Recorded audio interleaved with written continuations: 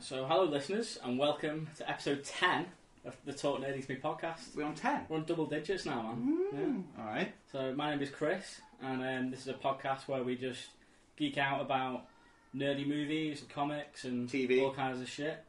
And today we're going to be focusing on SpiderMan to coincide with the latest release of SpiderMan Homecoming. But we're going to talk about a lot of news first. There's a lot of news that's dropped. And our regular segment we're going to discuss is the trailers as well. But first of all, I'm joined by my usual co-host, punk rock pirate Time Lord JB. Yo. And Hello. we're missing Gaz tonight, but in his place we have a fellow Spider fan, Mr. John Howard. Hello. How are you? I'm very good, thank you. Thanks for coming on. Thank you for having me. We just thought it would be appropriate to have you on because you were a big Spider-Man fan. Yes. And we saw your review of Homecoming. We And shall it's see. The offer for a fight. yeah, I offered you out. I was like, well, there seems to be opposing argument here. It could be interesting to have on the podcast. So, and we also thought, well, you know what? Let's look back on all the Spider-Man films that have been, all 5 of them, and discuss them. So we'll do that in a bit. But first, we're going to get down and gritty, get nerdy with it. Hold on. The news. I I'll stop the press. I just want to say today's episode is sponsored by the Daily Bugle. If you want pictures of Spider-Man, I thought you were going to say Audible. I was like, oh yes, we got sponsored at last. It's sponsored by the Daily Bugle. If you want pictures of Spider-Man, they've got pictures of Spider-Man.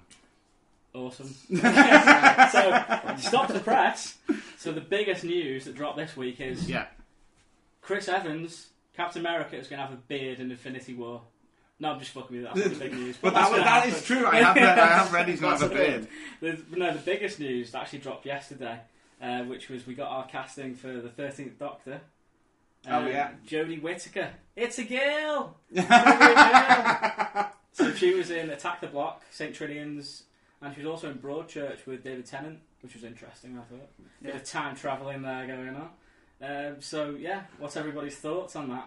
I think most people probably had to Google her. Oh yeah, everybody, including no myself. idea. I went and asked for an IMDb. I was like, Jodie Whittaker, the fuck's that? So, what do we think? I didn't. It's a weird one because the build-up. I've been kind of not anti-female Doctor, but anti-female Doctor for the sake of female Doctor. I've just felt like it's been something that they've kind of been pushing for about 3 years, but for all the wrong reasons. Rather than it naturally develop and happen, they've just been going, oh, we should do a female Doctor. Mm-hmm. Let's try and force it in. And I think it's the right time, though. But now it is the right time because I was totally against it, and then they did Missy.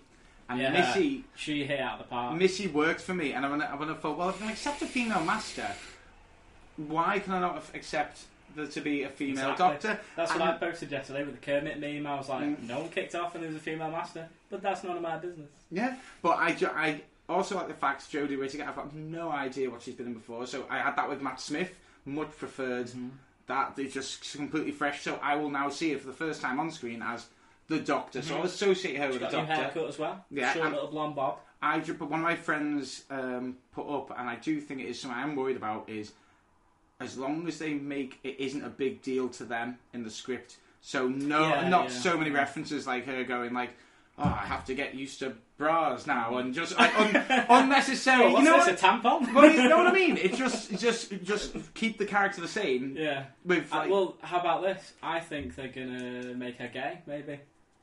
Imagine. No, I don't think they'll make her asexual. I think the Daily Mail would have a riot. Exactly. The comment section in the Daily Mail. We've got a woman. Let's make her a lesbian as well. We're on it. We may as well. Oh! Did you not see Twitter some of the comments? I mean, I'm not invested in Doctor Who. I don't personally watch it, but I saw the reveal. I googled her, found out who she is, and genuinely, for the first time, I might actually watch Doctor Who. Yeah, I watched it a little bit when David Tennant was in it. I watched like 2 episodes, thought it was okay, but it wasn't really my thing. So it might be enough to get new people invested in it, which is what they need by the sounds of it. Absolutely, I completely agree. And old fans like me who have dropped off it, I'm going to start watching it again. You're going to because I'm interested again.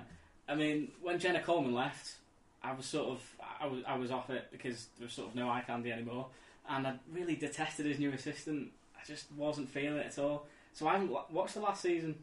But now this has been revealed. I'll be watching that first episode. Well, I'll be watching the Christmas special, definitely. Is she going to be revealed then? When in the Christmas special? Yeah, she's gonna be revealed.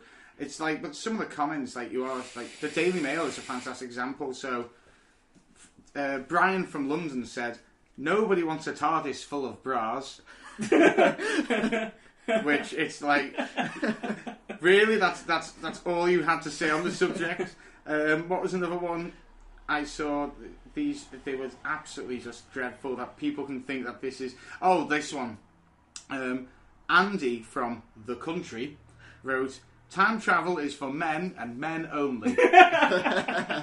Has he not watched it? The Master. And this is my personal favourite one, written by Cheryl from Humberside. "Political correctness should not exist in space." I mean, what does that even... That in itself, you could study that sentence for hours. My favourite tweet was from Mark Hoppus yesterday. Oh, yeah. I posted it. He said, "Oh, great, a female Doctor Who. What's next? Female real doctors? Female pilots? Female scientists? Female sisters and mothers? Female women?" There's a good one here. This was the comment in the day for one little Twitter thing I follow. So how about the BBC make a TV series about Martin Luther King and have a white female play him? Why not? What's wrong with that? The same damn thing as having a female play the Doctor is what's wrong with that. What the hell? Mindset. I have a dream. It. Yeah, so shout out to Ashley McGann, my friend who lives in Texas. She is a big Doctor Who fan, so she had an opinion on this. I just want to read out a comment that she put on my post. She said, "I have no problem with the Doctor being a female. I just want her to be as strong as Capaldi. Those are big britches to fill for anyone." And she said she deleted her post that she made about this because she felt like she was bashing women, and that's not what she wanted to do. "I was mad when I found out the last Doctor was old man Capaldi, but I was proven wrong. I'm just not aware of the actress, so I get scared they won't bring things to the table. But I'm looking forward to seeing what they can do with the character." That's what I mean. No one had heard of Matt Smith. He'd been in one thing. It was like some little BBC artsy-fartsy thing that no one had friggin' watched. It wasn't even an iPlayer anymore. She'll Eccleston, prime example there as well. Eccleston. I mean, that was the big reboot, and he was the first one. But no, I think we're all quite comfortable with it. We've got no totally problems. I know. I'm just happy it wasn't someone like Jennifer Saunders or something like that. Like someone, or what was the other one? Tilda Swinton. If it had been Tilda Swinton, I would have gone ape shit. Like not to, and that's the thing. It's not about the gender. It's about the person. Yeah. So yeah. No, I think she's got something about her, and I think she's going to surprise a lot of people. Just want to read a couple of comments that we got on the Facebook post about this. Jessica Ann, she says that she loves it, and it's about time there was a huge shake-up with it now, with the ratings going down. I think people will be interested to watch and see if she can cope with what's to come. Yes, people are saying that they're disappointed and disgusted. Disgusted? What words are these? But I'm not they're saying, I'm not going to watch it anymore, but they will. I can't wait for it to happen, and good luck to her. She'll have a lot of pressure on her. Somewhere out there's a homeless person getting addicted to spice, and this disgusts you. Another comment from your girlfriend Eve Alex. She says, "I hope that she uses her natural accent." Oh yeah, because she's from Yorkshire, and she put, "I'm Doctor." Yeah, I'm Doctor. So I thought that was. You want to say it's similar reaction though with Ghostbusters when that was remade. Yeah. Now, personal view, Ghostbusters was awful. The remake. I've not seen. Had nothing to do with. It had nothing to do with the genders. No, it looked terrible. The casting wasn't great. Like Kate McKinnon was good. I thought Leslie Jones was okay, but I don't particularly like Melissa McCarthy. It just there's problems with all sorts around it. It just goes to show you need. It doesn't matter what the gender is. You need the strong act. The people who are right for the part. Absolutely. It's not. It's to say it doesn't matter. If you think a gender, if you think just changing the gender is going to make the difference between something being good and shit, then you're totally wrong. You're totally wrong. Absolutely. So yeah, thumbs up from me. I'm looking forward to seeing the female Doctor. I think she's going to surprise a lot of people. Either way, all these people that are hating on it are going to tune in. Yeah, they'll tune in. Yeah, that's a good example. And their ratings will go through the roof. And isn't that what this is all about? To get it refreshed and, So, moving on, we got another bit of news last night. Really sad news. The death of George A. Romero. He died at the age of 77. horror legend. He directed Dawn of the Dead, Night of the Living Dead, Land of the Dead, anything with dead in the title, basically. The Crazies he did as well. But I just want to point out that something spooky happened to me last night. I'm starting to feel like I'm a bit cursed with celebrity deaths because last podcast I sent you a Batman gif and then Batman died. Last night I got home from work, changed out my uniform, put this t-shirt on that I'm wearing now, my Skeleton Crew Dawn of the Dead parody shirt, and went on my Facebook. George A. Romero has died. It's like, what the fuck? That's weird. Can I buy you a Theresa May t-shirt? By all means. No, I just thought that was really spooky. I was like, what the fuck? Well, it's weird how like so much stuff has come out. Like I didn't know, but I didn't know he did the video for Scream by the Misfits. You know, with all the zombies going about. I always thought that was really a fantastic video. It's genuinely actually scary and harkened back to those old zombie flicks. Mm-hmm. And now I know why, because he created zombies the way we see him now. Because before George Romero, it was all like voodoo zombies. Mm-hmm. That was the thing. He invented what we now know as zombies. He completely redefined the whole thing. He did. He did. He reinvented the genre. Well, he invented it, really. He did, yeah. What an absolute legend, and it's a big loss in the horror community. Yeah, I mean, it's worth checking out Edgar Wright's blog post that he did about it, because he did a big posting about it. Obviously, Shaun of the Dead completely influenced by George Romero, and you know they were in Land of the Dead as well. Sean Pegg and Edgar Wright, they both got little cameos in it. They're even on the poster. You know, they absolutely love this guy, and Edgar Wright does a really good write-up about it, so it's worth a read. Definitely. I saw your post last night, a little tribute to him. I mean, he was just an absolute legend. So yeah, R.I.P. Mm-hmm. R.I.P. Mr. Romero, you'll be missed. Will. And thanks for the zombies. Next bit of news: the new Batman director, Matt Reeves, is starting the script again from scratch, and he's tossing out the old one written by Ben Affleck and Jeff Johns. This worries me. What does this worry more about? The capability of Jeff Johns or the judgment of this man? Oh, do not question the capability of Jeff Johns. I will, because of Bumming Suicide Squad, which was amazing. Jeff Johns is the big DC overlord. He's like wrote some great stories, but I just feel like ever since he's took control of this ship, it's still was the ship ever in control before? Exactly. Though I mean, Wonder Woman was great. I loved Wonder Woman. I do worry about the Justice League film. I think it could be cool, but it has the potential to just turn into a CGI. We are predicting a stinker, aren't we? I think it's going to be terrible. Well, from the trailer one, me and you have looked at each other and gone, what did you think of the trailer, John? I liked the trailer, and I was listening to you guys talk about it when I was listening before, and I didn't mind it. It got me not excited about it, but cautiously optimistic. But this was before seeing Wonder Woman, so they've set the bar now with Wonder Woman. Like, it's as good. You could put it up against any of the Marvel films. It's a really good, solid film, and they need to follow that through with Justice League. But it worries me that they're just going to be cramming far too much into it. Yeah. It's going to be 2.5 hours long, maybe something like that. It's so much to cram in, even on it for what would be quite a long film. It's a lot. Well, it's going to be basically an origin story for Cyborg, and a bit of a Flash is somehow playing into it. Aquaman. Are they not still doing origin films for those three? Yeah, but you know, I reckon I'm pretty sure they are going to go with a bit more of a this is my prediction, to make Cyborg, give him a bit more. What's the word? A bit more body in the film, as it were. Substance, that's the word. I think they'll focus a little bit more on him. We saw a bit of him. Yeah, they covered it as an American football player. That's what I mean. But I don't know. I mean, I think that's going to be a flashback or a fucking dream sequence or some shit like that. It just goes back to the whole thing with the DC films, which is they've tried to get to the end point before building it. Yeah. And it's through no fault of their own necessarily. They're playing catch up to Marvel. Yeah. And they've tried to do it their own way, but it has felt a bit rushed. And rumours have circulated that Henry Cavill has got long hair recently, so that they might be doing the return of Superman as well. I'd love to see him with the mullet. I would love that. But squeezing that into this fucking film as well. That's the problem, though. They have to get him back in there. Yeah. Like, I really, what I hated about the ending of Batman versus Superman was the stones moving. You don't need it. You know he's going to be back in it eventually. You don't need to show that. It makes it a bit more of a surprise in the film. Yeah. Knowing he's going to come back. You know, you've got a little bit of context to how he might come back now, and you see everything. And I think he's hardly going to be in the Justice League.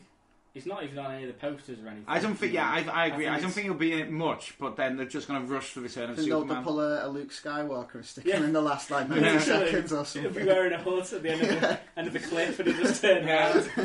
But no, going back to what the subject is, and that's the Batman movie. Oh shit! We got really derailed there on a tangent about the Justice League. But yeah, it's. I'm a bit worried about that because Matt Reeves, he did the Planet of the Apes films, I think. Which ones? The newest ones. He's done all three, hasn't he? Has he done the new ones? Did he do the new one as well? I thought he did.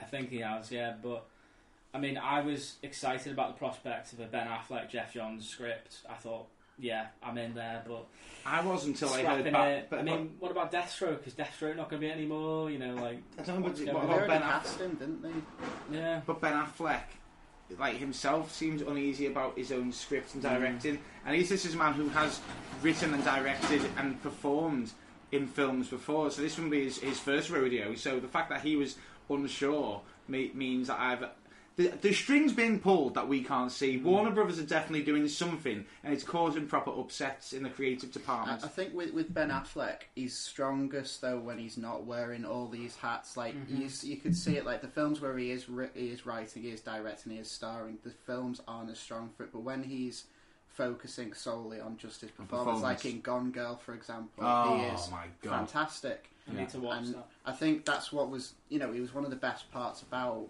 Batman vs Superman. His performance, well, for me anyway, he was fantastic in it. Well, he was. I'll give you that. Yeah, everyone walks out going Batfleck. Fuck yeah. Yeah, exactly. I mean, everyone was a bit cautious at first, but I think he proved them wrong, and I think him not having as much input on the film itself might free him up to do a better job.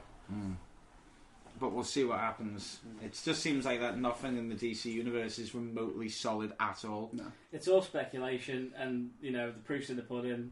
We'll see what happens when the film comes out. Yeah, I mean, it could be great. I hope it is. Well, they're talking about making it like a noir thriller, aren't they? Like I'd love it. I would love it to be noir. A detective film. Yeah. Like pure detective comics. Batman as Matches Malone, just like Matches Malone. Yeah, just doing something like pure like that, and not have them looking towards the Marvel films and going, oh, well, they did that good. How can we do that? No, just go on your own path and look at the comics and see what worked in the comics and do that in a film. Well, I think on a slight tangent for what you just kind of said there, I think the DC films, for all the things that are wrong with them, they're all very different films, so they feel different enough in terms of tone. In a lot of them, whereas the Marvel films are very cookie cutter, very formulaic. I'd completely flip that statement on its head. I would argue that the Marvel films are very different. Like Ant-Man's a heist film. Civil War is like. Do you mean thematically? Then I think the Marvel films, what they tend to do is they have one general plot that they use in a lot of the films. You see it a lot, especially the origin films, Doctor Strange, Iron Man, Ant-Man. They're very similar. And then they inject these other genres into them, like the heist films. Like they do try to mix up. I think what it is about the DC films, visually, they all look very similar. Yeah, got that on point. Zack Snyder, sorry. Yeah, that influence is clear across it. But I think you had Wonder Woman, which... It's a war film. Yeah, it was a war film with bright colours. But it was quite. It had the kind of. It was quite light-hearted in a way as well. It was serious, but it didn't take itself seriously. I don't think. Whereas Batman vs Superman was very po-faced and it took itself very seriously. But going back to what I said before about look at the comics and stuff. Yeah, do that, but don't try to cram in like 5 different story arcs from different timelines like they did in Batman v Superman. Like just get one graphic novel and go, okay, we'll do this. We'll adapt this. So moving on from DC to Marvel Studios, got some exciting reveals at D23.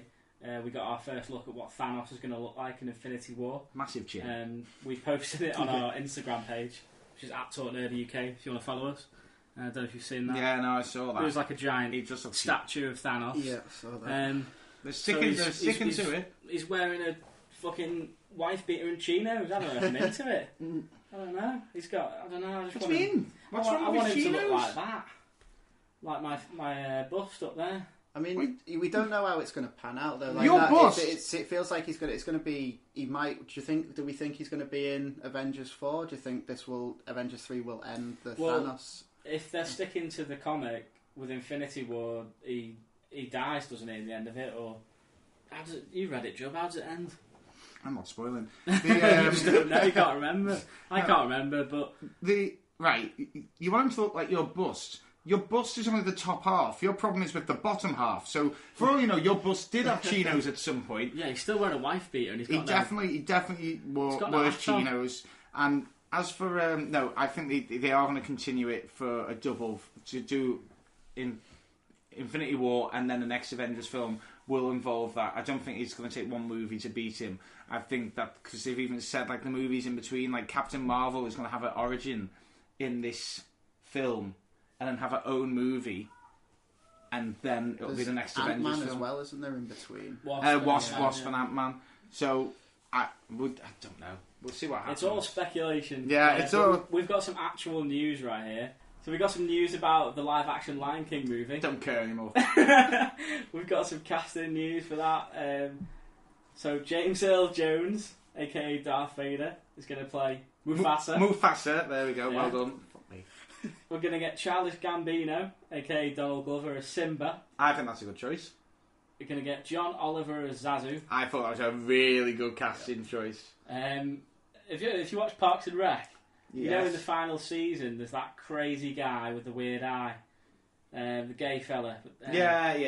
Billy Etchener, I think that's how you pronounce his name. As Timon. It's going to be Timon. He's going to be Timon? Yeah. Is it Seth Rogen in there? Seth Rogen's going to be Pumbaa. That makes sense. So that's a good casting choice. Scar hasn't been cast yet. So yeah, I think that's a decent lineup. A decent lineup for a film that still isn't being made to what it says it is. It says it's a live action remake, but there's no humans in it, so it's not live action. It's animated. Yeah. Are they going to do it like the Lion King, the Jungle Book? They're going to do it like the Jungle Book. Yeah, I like that. I thought that was dead good. That was dead good. That was really well done. Actually, I didn't expect to like that because of the whole talking animals but made to look like real ones thing. But that I thought really worked really well. I just don't think it's necessary. This is my thing. I just don't think it's not necessary. The Lion King is timeless. It's just Disney moving into a new phase, though, isn't it? They've gone from animated, 2D to 3D animation. Now they're moving back into live action, remaking the classics. But make new films. Don't need to go and touch these sacred classics. It's a circle of life. So bringing it back round to comic books, we got some exciting news from Gerard Way of My Chemical Romance fame. His comic book Umbrella Academy is being adapted into a Netflix show. Yeah, I'm really exciting. I'm looking forward to it because I've never read the comics. It's so good. I keep meaning to start them, but I haven't got them. But I like the fact it's going to be an animated show, so it'll hopefully stick really close to the source material. I love the series. I think there's 2 volumes. You're welcome to borrow them. Oh no, I might borrow them tonight. What's it about? Like it's basically superheroes, but kids. But indie, like you get your big 2, your Marvel and your DC. This is like an indie version of superheroes, so it's obviously a bit more off the wall and weird. Yeah. Like these children, they're all born at the same time throughout the world, and there's something special with each of them. A bit like X-Men with mutants, that sort of thing. But they're all born at the precise same second, and they've all got a unique superpower. And this guy called General Hargreaves, who's actually an alien. Spoiler alert. But dude, I'm about to read this. It's discussed in the first issue. Right. He sort of adopts them, and he brings them up, and that's what the main focus on really. But you only see in the first few issues them as kids. They then grow up and be these superheroes. There's someone called Space Boy who's got the body of an ape. He hangs out in space, funny enough. You get this girl called A Romero. I really like her. She's if she says something, it comes true. Like if I said to you right now, I heard a rumour that you have a purple beard, you'd look down and you'd have a purple beard. She can just do shit like that. It's an interesting superpower to have. What a bitch. I think you look lovely with a purple beard, personally. I look like Thanos. It's super. It's super. Huge purple chin. It's a real interesting comic, and off the wall and perfect for an adaptation. I do remember you telling me about this back in the day. It's years old, man. And I was always said I'd jump on it, and so that's why I'm excited that the fact it's been made into a Netflix show, and Gerard Way's part of it has made me think this must be good because I already believed it was good. But it's been in the works for years. Yeah. But I'm interested to see whether it's going to be an animated one or a live action one. From the poster, it looks like animated. Yeah. Because no one's come out as being... You'd cast someone before making the poster, wouldn't you? True. At the moment, it actually looks like one of the front of the comic books, so that's what confused me. It looked fake to begin with. Like someone just lobbed the Netflix logo on there. Alternative facts. Gerard Way actually tweeted it for real, so it's happening. So that's exciting. Speaking of Wonder Woman earlier, Patty Jenkins is returning to direct the second Wonder Woman. Yeah, they were unsure whether she was, weren't they? And now she said she will. Yeah, so that's great news. I'm stoked on that. She did a fantastic job, really. Yeah, we're on that. More casting news, this time from Marvel. The new Warriors TV show that's coming out next year has had some casting. Oh, there's loads. Derek Theller, he's going to play Mr. Immortal. And Milana... Why do they always have hard names to pronounce? You just can't pronounce names. And Milana... Hold on, where am I looking? Milana Vaintrub. Yeah, she's going to play Squirrel Girl, which I'm excited to see. Squirrel Girl's quite an interesting character. Just made a Russian. And we're going to get Matthew Moy. He's going to play Microbe. So, yeah, that's pretty cool. I like that, but I used to I've read a lot of Mr. Immortal stuff online. I thought he's quite an interesting character. I like the idea of a guy who is more or less like Deadpool. He's kind of but he's Deadpool, but without any skills to fight. He can't fight, and he only realises this in his first fight. He goes to stop a bank robbery, runs in, and I'm Mr. Immortal. I'll stop you, and they just shoot him in the head, and he dies. And then he kind of gets up when it's over, and it's been 2 hours, and he's like, oh shit. So when people shoot me, I still feel it, but then I just recover later. And then he's tried to save someone else, and his arm got cut off, and he was like, oh, well, I've not got an arm. He just doesn't know what to do. I like this. I really like the idea of a guy who's got. It's like when you get wish for what's that film with Elizabeth Hurley? Bedazzled. So he's wished for the one thing, and then the devil's gone. But you can't fight. I really like his character, so I'm really looking forward to it. It's a good concept. Action. It's just because you've got superpowers doesn't automatically make you a great fighter. It's really clever concepts. All these, and we're getting Squirrel Girl. Yeah, which that'll be really interesting. Yeah, I'm stoked to see it because I'm not too familiar with these characters. I've read a bit of Squirrel Girl, but I don't think I've ever read New Warriors book at all. So it'd be cool to see something new that I'm not familiar with. Well, in the latest print of it, the newest run. They go around trying to get gigs and trying to get their name made because Squirrel Girl's got them quite got her own comic now and got a bit of a cult following. Yeah. They take around a cardboard cutout of her, saying she used to be in our team. That's funny. Yeah.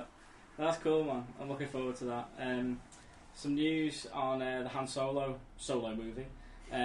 It's lost its directors Phil Lord and Chris Miller due to creative differences with Disney. And they've now been given the Da Vinci Code director, Ron Howard. Howard's good. He's a good director, but this was a big one for me because I really like Lloyd and Miller from the fantastic directors. Yeah, they did the Lego movie, they did Cloudy with a Chance of Meatballs, 21 Jump Street. Yeah, 22 Jump Street. Yeah. I mean, they're obviously primarily comedy directors, but if you look into some of the behind the scenes rumours as to why they were why they were fired, basically. Creative differences is exactly. Usually, I think that's used as an excuse. Yeah. But from what it sounds like, Kathleen Kennedy, who oversees everything, she just wasn't happy with what was produced, and I think they only had about 3 weeks of filming left. Oh. So it was very close to being done. So how the end thing is going to turn out is anyone's guess. She said that, and you use good examples of 21, 22 Jump Street is that. They like a bit of ad-lib. Yeah. They like a bit of in the moment. And they weren't... the Lego Batman movie as well, didn't they? Yeah, but they weren't getting that... Well, funnily enough, again, Lego Batman, what's his name who plays Lego Batman? What's his name? Batman. It's just Will Arnett. Will Arnett. Yeah. See, I only have to do the voice. Will Arnett is a very ad-lib. And he did a lot of his lines ad-lib and then he animated it later. but this guy who's playing Han Solo, he wasn't very good at ad-lib apparently, and they were just going, oh, that'll do. Like, she walked on the set and saw them like, oh, that'll do for that, and she's thinking, that was shite. But they better not be keeping that. So I think it sounds like she may have saved the film. I know you're praising them. But... No, I know. I understand what you mean. I mean, it's good that they're being very stringent about the quality control. And you know, if they want to put out a fire, if they've seen a fire, they want to put it out. Then fair play to them. They've not done anything wrong recently, so you've got to kind of trust them. Especially Kathleen Kennedy. I like The Force Awakens. I really like Rogue One.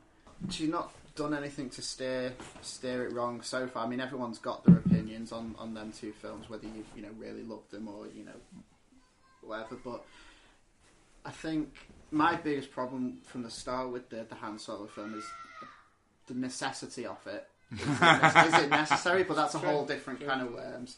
But then you've got the casting itself. Now you've got Woody Harrelson, who's fantastic. Donald Glover's in it, playing Lando, isn't he? I think that's another good choice. Oh yeah. I'm not too sure about Emilia Clarke. She's good in Game of Thrones, but I don't think she's been good in anything else she's been in. I don't think I even know who she is. She's on my leg. She's on your leg? I've got naked Emilia Clarke on my leg. What is that, a Game of Game Thrones? Game of Thrones, yeah. No. Neither of you watch Game of Thrones, do you? No. So, I mean, she's good at what she does in Game of Thrones. Which is getting naked, apparently.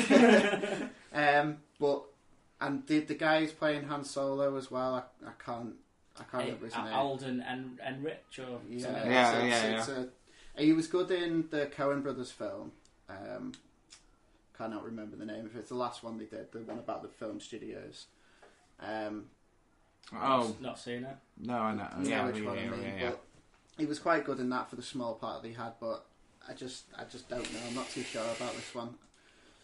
It'd be interesting to see some footage from it, or at least see something solid about it. It's unsettling news for me, because I quite like the idea of Lord and Miller doing it. It's something a bit different. Their humour is really good. Everything that they do is really funny, and you need that humour in the Han Solo film, because he is a quippy, snarky guy, isn't he? And I don't know about this new director. I just don't know. I think Ron Howard, he's a good director, but he's a serious drama. It's like night and day, isn't it? Unless that could be they might be semi-happy with what they've got and bring him in to change, tweak the tone slightly, just make it a little bit more grounded. That's a good point. They might have something that's a little bit too funny, a bit too light-hearted, and they've gone, this is cool, but we need to make it a little bit, I heard a rumour, I mean, I don't know whether this developed anymore, but they were jumping ship and going to be directing one of the DC films. Lord and Miller? Yeah, I think The Flash came up as them taking over to direct The Flash, because that's just recently lost its director.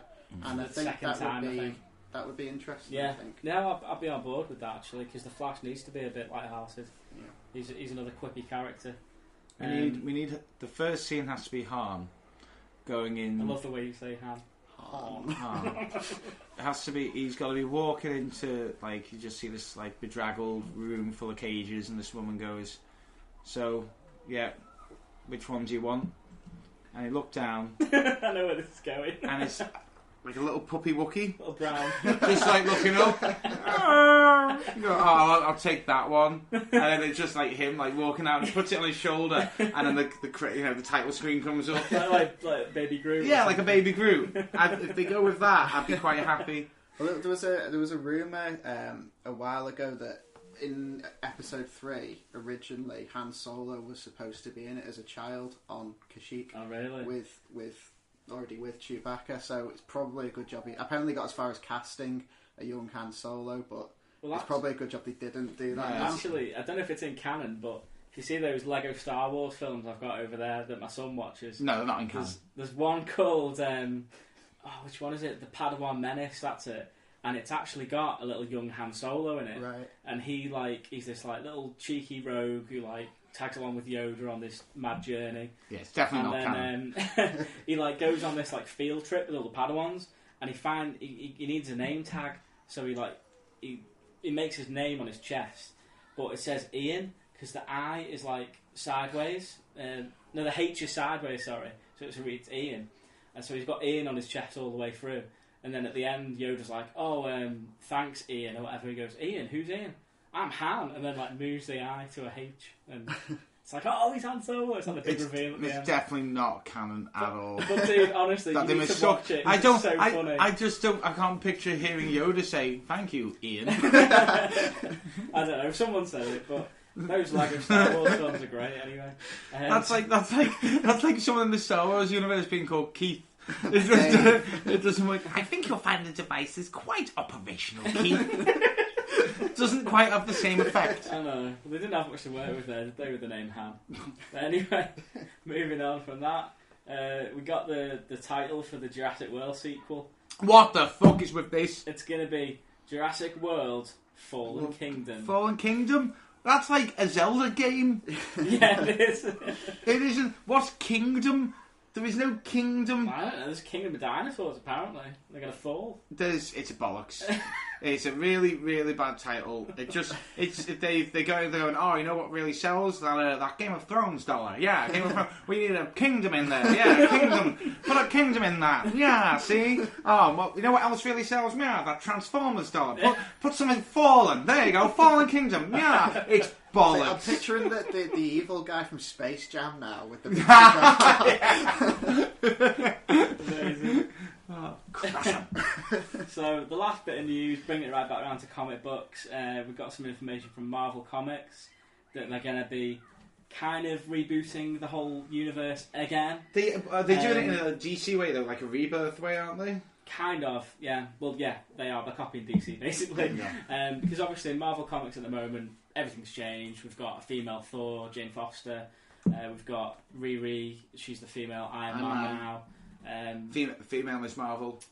Cap is Hydra, and Sam Wilson's Captain America now. Falcon, so it's not as we know it. Amadeus Cho is the Hulk. I think they're kind of realising that they might have bitten off more than they can chew, and they've just made more than they can chew. And well, the thing is, this all fed through from Secret Wars when they did Secret Wars. Yeah, it's continued from Secret Wars, and then it's been all new or different. That's what they've been calling it. Yeah, that's right. Yeah, female Wolverine. Yeah, X-23 is now Wolverine. So basically, their main flagship characters are unrecognisable now. They're not as they were. So they're changing it. It's going to be called Marvel Legacy. So they're going to bring all those core characters back. We're going to have Bruce Banner back as the Hulk. Steve Rogers back as Captain America. Everything's going to be resembling what we know as the classic Marvel Comics universe. And they won't be renumbering their books. Well, they will, but it won't be from a number one. I actually misquoted this on our page. It's actually going to be a classic renumbering from the original series. So, you get like Action Comics in DC, they're doing it now. They're carrying on the numbering with they're in the hundreds, weren't they? Yeah. Detective Comics is doing the same. So they're going to do that. They're going to go back to the original numbering. So it'll be the same, storylines that we've been reading recently, but they'll just be renumbering them. I think they've kind of realised that we're doing really well with our films, and we're getting a lot of people into our comics and our characters that maybe we've never had this reach before. And then these people are walking into a comic book shop and going, I want to get into Iron Man, and going, Iron Man's a girl. What? Yeah, exactly. It's intimidating. Yeah, absolutely. It completely throws them off. I do agree. I mean, there are some great books out there. I'm enjoying Amadeus Cho as a Hulk. I like Riri as Iron Man. Not so much Sam Wilson as Cap. But the thing is, what this all will tie in to when they bring out the Marvel comics, the Marvel films. And I said to Abby the other day, we were talking about Jane Foster as Thor and how Odin's son isn't worthy anymore and all this. He can't lift the hammer. And I said, just watch this. When Thor comes out, Thor Ragnarok in November, they'll bring him back. They'll bring out a new issue on a Thor, and he'll be worthy again. He can lift the hammer. Yeah. And what are they doing in September? Rebooting it all just in time for Thor Ragnarok. So it's all to coincide. It's all a marketing ploy. It's clever how they do it, but things change all the time in comics. I mean, I'm looking forward to it. Like you said, it's like having the cojones to go into a comic book shop and start something. It doesn't help when what you think you're going to buy. Chris, where do you live? Did someone just put a kid in a wood chipper? What the fuck was that? Right. I was just going to say, like, for some reason I don't read as many like weekly, monthly comics is because it's so difficult to get into. Yeah. I when they did Secret Wars, I read that first run of that, and I read loved Secret Spider-Gwen, and I did the new Thor as well when they first brought the female Jane Thor Foster, into it, and I really enjoyed that. That was really run. good. I love that run. I love that run. That was a really cool run. Yeah. I think I've got like a signed one of the first one at home. It's really cool, nice little thing. It is all about how getting. Like, I started, for me, like, and to come a little bit full circle here, Spider-Man. I started with Superior Spider-Man. I thought Doc Ock. Yeah, I thought right. Yeah. I remember there was loads in the news. People going mental. It was in the papers about Peter Parker's dead, and they can't be doing this. And that intrigues me. I knew the character already. I knew all his past already because he's on TV. There's films. It's Spider-Man for fuck's sake. So I thought, what better place to start than let's read the Superior Spider-Man story, a different take on it. Let's have a look. And it's one of I need to like somehow lend you it and like Superior. No, it's one of the best comic book runs I've still read to this day. Like I've read loads now. Well, it's very. I really enjoy it. It's renowned. It's critically acclaimed to be a really good Spider-Man run. A lot of people hate Peter Parker in the comics. They say he's the shittest Spider-Man. You know, they say Miles Morales, Doc Ock. You know, they say he's better than Peter Parker. Oh, the guy. There's a little cult following for the Spider-Man 2099. No, is it Spectacular Spider-Man? It's the guy who wears the vest.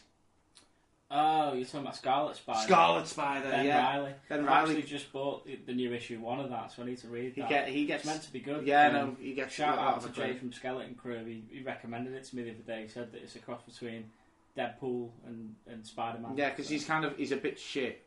I remember that. Going back to that, like, he gets these powers, but he's not great with them. Yeah. But they're very, very good powers, so he kind of learns and adapts.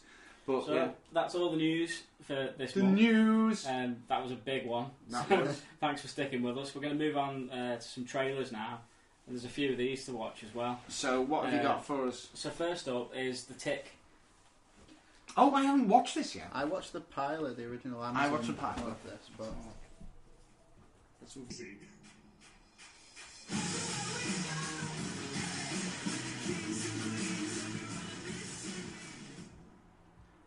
Right, that is done exactly what the pilot did. It's a really weirdly worded show. Like the way he's playing it and the scripts he's given, the dialogue is really odd. He's playing it like this Shakespearean actor. I'm gonna say 2 words now, kind of. Go on. Batman 66. Oh, that's what it reminds me of. A bit of a campy feel. Very to campy, it, and he's playing it like Adam West. Oh, I didn't even see that. Yeah, it looks very strange and off and weird and kind of shit. Like, I mean, I don't know anything about The Tick. Enlighten me. Did you never watch the little cartoon? No idea what The Tick is. Is it a comic book? I don't know. What was it first? Was it a comic, then a TV show? It was a TV show and comic. I thought it was a TV show, but I'm not 100%. Yeah, so basically The Tick... I think there was a time during the early 90s where superheroes there was another golden age of superheroes, but on telly. So you had Batman the Animated Series, and comics were getting quite big, and then you had weird shows like what was the other Warner Brothers one called? Freakazoid. Yeah, Freakazoid. And you had The Tick, and you had Earthworm Jim. These really awkward superheroes for kids, and The Tick was one of these where he's got this great strength, he can fight, but he's very naive and not very smart, and that's shown in there. He's almost like... Has he got superpowers? Yeah, he's genuinely got superpowers. He's like ridiculously strong. He can't fly, but he's like kind of like... Has he got tick-like powers? Why is he a tick? I don't get it. The Tick was just it's just what he called himself, and right. I mean, I like the fact that his antenna move. In the old, there's another TV series which I've downloaded. I still haven't watched, but it's got the guy who does the voice of the guy in a wheelchair from Family Guy. What's he called? Joe. So he doesn't have a mask. It goes all around like that, and he has antenna. He's got a great voice for that. And this is the guy from Guardians of the Galaxy, isn't it? Yeah. Peter Serafinowicz. He was in Parks and Rec as well. He was in Spaced. I remember first seeing Shaun of the Space Dead as and well. Shaun of the Dead, Black Books. He's come a long way. I've never even thought about that. He's going for the Adam West. See, it's an Amazon Prime TV show? It's an original, yeah. I mean, I watched the pilot when they were showing them for green lighting, and I thought it was okay. There was funny bits in it. I thought it was a bit dull through some of it. It was a bit uneven. Like, it wasn't very well paced. Really get it, and I don't think everyone will get it. Well, it got green lit, so enough people voted for it. It was like one of 20 pilots they show. Yeah. Only 8 get through or something. They're on votes, and that was one of them. So it did prove popular. I would recommend watching the pilot. It was different. I know what you mean about there being the dull bits, but it was different. I think it was more the case of the bits which were really good made you look back at it. Like you said, it is uneven. Yeah. But it is an interesting watch. If you're one of these people who goes, everything's the same, sick of it all. Well, then watch that, because that's different. That's a good point, yeah. No, I'm intrigued to watch it, and like I say, the whole Batman 66 vibe that I'm getting off that makes me more interested. That's a really good way of putting it. Yeah. But, so we'll move on to the next trailer. And this is The Dark Tower, and it's an adaptation from a Stephen King book.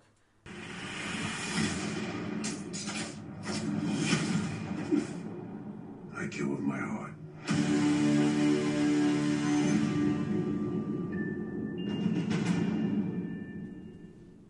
Right.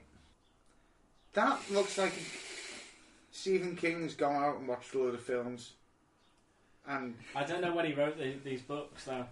I think they're not old, but they're more of his modern stuff, I think. It doesn't seem very Stephen King, but I only know Stephen King as a horror writer. Yeah. It doesn't seem like typical Stephen King. It does take from lots of different things, doesn't it? Mm-hmm. Like, you can see influences from every popular thing around at the moment. The Lion, the Witch and the Wardrobe, Blade, fucking Matrix, a bit of I don't know, not exactly Harry Potter, Lord of the Rings kind of thing. This looks like a generic fantasy film. Yeah, I would have liked it if there was nothing set in this world. Yeah, that looked a much more interesting world than he's going, hey, you're going to like Earth. I was there going, Earth is pretty shit. Yeah, why do you want to bring him back there? Yeah. No. We want to see more of that other world. Oh, the Dark Tower defends both these worlds. This epic, Western kind of fantasy, epic world. And Jersey. New Jersey. I didn't. That was weird. I mean, he's great, isn't he? Idris Elba. Yeah, Idris Elba's going to kill it. Matthew McConaughey as well is a good one. As a bad guy. Yeah, I like that. Yeah. It could be interesting. It looks like it could potentially just be one of them films that's all style and not much substance. But at the same time, looking at that, it looks almost impenetrable. Lore-wise, it just looks very convoluted. What was that film? There was another one. Was it the Book of? Was it the Book of? Not Mormon. Eli. Was that a bit of all style, no substance? I remember. I get what you mean. I really enjoyed Book of Eli, but I think it is quite surface. It is a very superficial film, but it does have that kind of vibe to it almost. I don't know. I could have done without that. This isn't something I'll go to the cinema to see. I might watch it if when it's on Netflix. Yeah, I won't be going to see it. Well, there's multiple books as well, though, isn't there? I think it's quite a dark saga, so I don't know whether there's going to be multiple films. I assume that's what they'll be planning, because everything's a franchise now, isn't it? Everything has a sequel. So let's move on to Jumanji 2, Welcome to the Jungle. Gloomy tent. So this is it's a reboot. It's not a reimagining of the original film.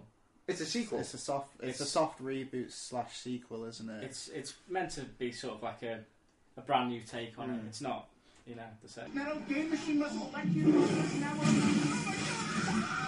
you better get in there and save her. I'm not gonna get in there. You get in there. Yeah, I got a backpack. You don't get water with a backpack. Everybody knows that.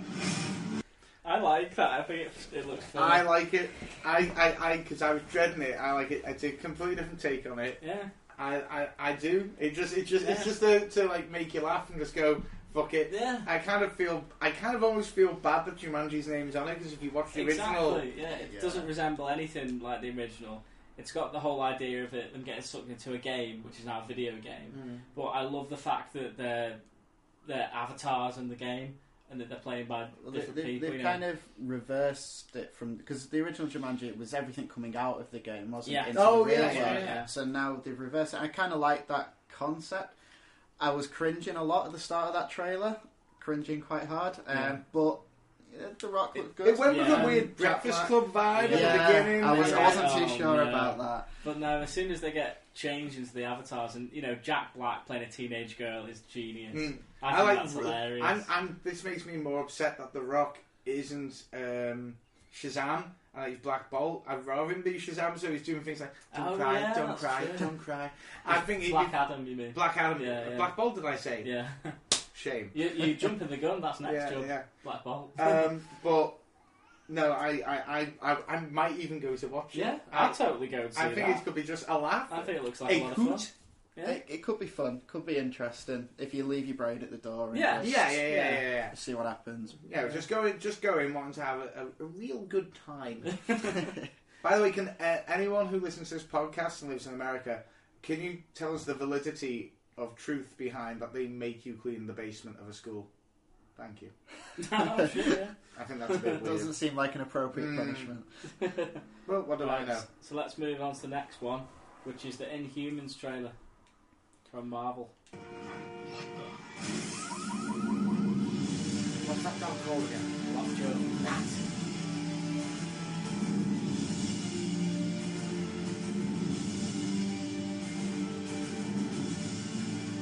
We will not let anyone or anything stop us. We will create our destiny.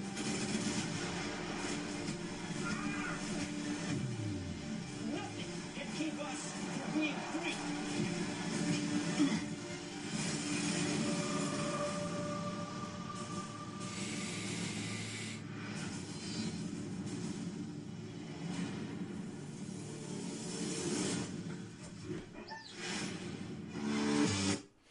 Right. I think that looks great. I can't wait for it. I'm not general. This is a TV show, isn't it? Yeah. Yeah, I thought so. I'm not generally a fan of the Marvel TV shows, apart from the Netflix ones. I've never gone on board. I've tried them all, and I've never kind of gelled with them. It does look interesting. It looks cool, and I really like the he's Ramsay Bolton in Game of Thrones, and he's brilliant in that series. Maximus the Mask. Always comes back to Game of fucking Thrones. Because it's brilliant, and you both need to watch it. I'm a big Inhumans fan in the comics, so for me this is just mind blowing to see them on screen. Lockjaw. Black Bolt looks great. That bit when I love the way that they're going full hog, and they're doing. He can't speak unless. Because the idea behind, I don't know if you're familiar with like Black Bolt and his powers, the slightest bit of speech and he will just blow anything apart. Like if he speaks normally, he could destroy a city. You're seeing the trailer there where they're sort of beating him up, and he kind of goes, oh, and then the cars get like smashed just because that little one tiny. Cool.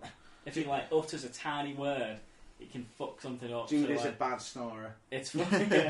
I love the fact that they're going, whole hog, just like going for that. And Lockjaw looks great. The teleporting dog. I think they're putting a lot of money into this because the Agents of S.H.I.E.L.D. will go in the next season. I think they've announced that the next season probably going to be the final one. That's done as well as it could do. I think they've lost with Peggy Carter. They need something to keep up with the Netflix shows and the Marvel demand. I think it looks slickly produced. It looks. Well, the first two episodes are filmed in IMAX. So they're actually getting shown in cinemas. Okay. I think next month. Actually, September. Yeah. So we'll go and check that out, and we'll do a review on them. But then it's the rest of them are getting shown on TV. But yeah, I think it looks the bollocks that mate. One thing that confused me was her name's Medusa, the one with the hair. Medusa, yeah. Medusa doesn't use her powers at all in any of that. No, I think they're holding that back a little bit. She's holding back. Yeah, but it's interesting. I'm super stoked on that. Yeah, dead excited. That's exactly how I wanted it to look. I think there was a bit of emphasis on Lockjaw in the trailer, as if, and this is to say to the fans, we don't want to reveal too much, but look at Lockjaw. He's cute. We've nailed him. Yeah. We've stuck to the source material completely with him. Oh yeah. Don't worry, everything's gonna be cool.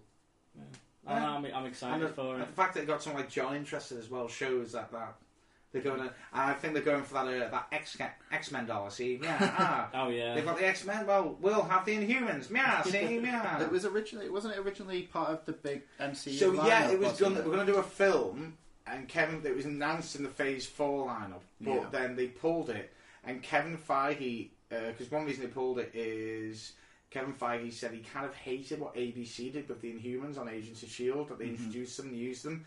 And he said, we're probably going to do the Inhumans film and have it to have nothing to do with Agents of S.H.I.E.L.D. But then people fed back to him like, well, how? How do you're going to retcon an entire 5 seasons of, what was the point? You can't do that. And I think they just pulled it all together and they're going to somehow make it work with what we know of so far.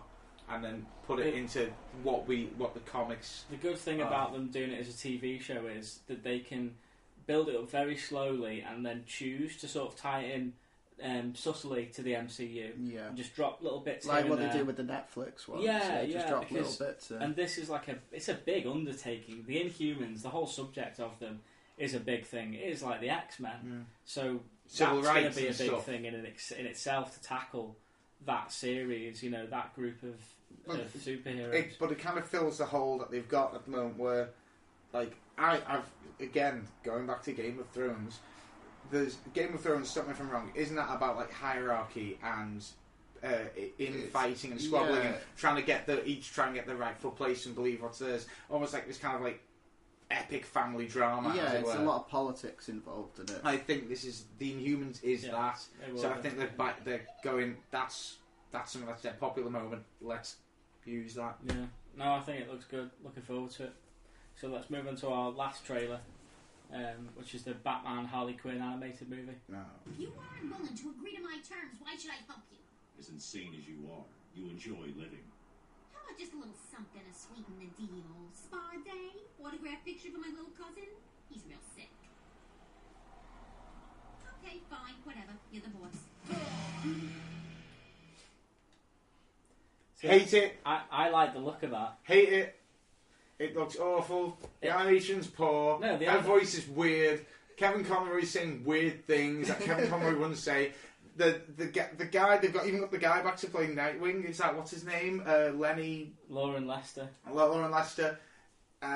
Like he's doing the detective work. He's going to be as good a detective as Batman. Harley Quinn clearly working in a cafe and going, that's gotta be her. Of course it's fucking her! Look at her! She sounds like Lois Lane. She sounds like Lois from Family Guy. But you know who does her voice? Lois from Family Guy? No, that blonde girl from The Big Bang Theory. Howard's girlfriend. Yeah.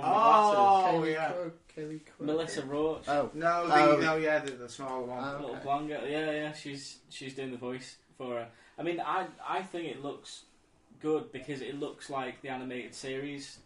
Like it doesn't look like the animated series though. It doesn't. It's using some of the same landscapes, and you've got some of the voices to lull you in.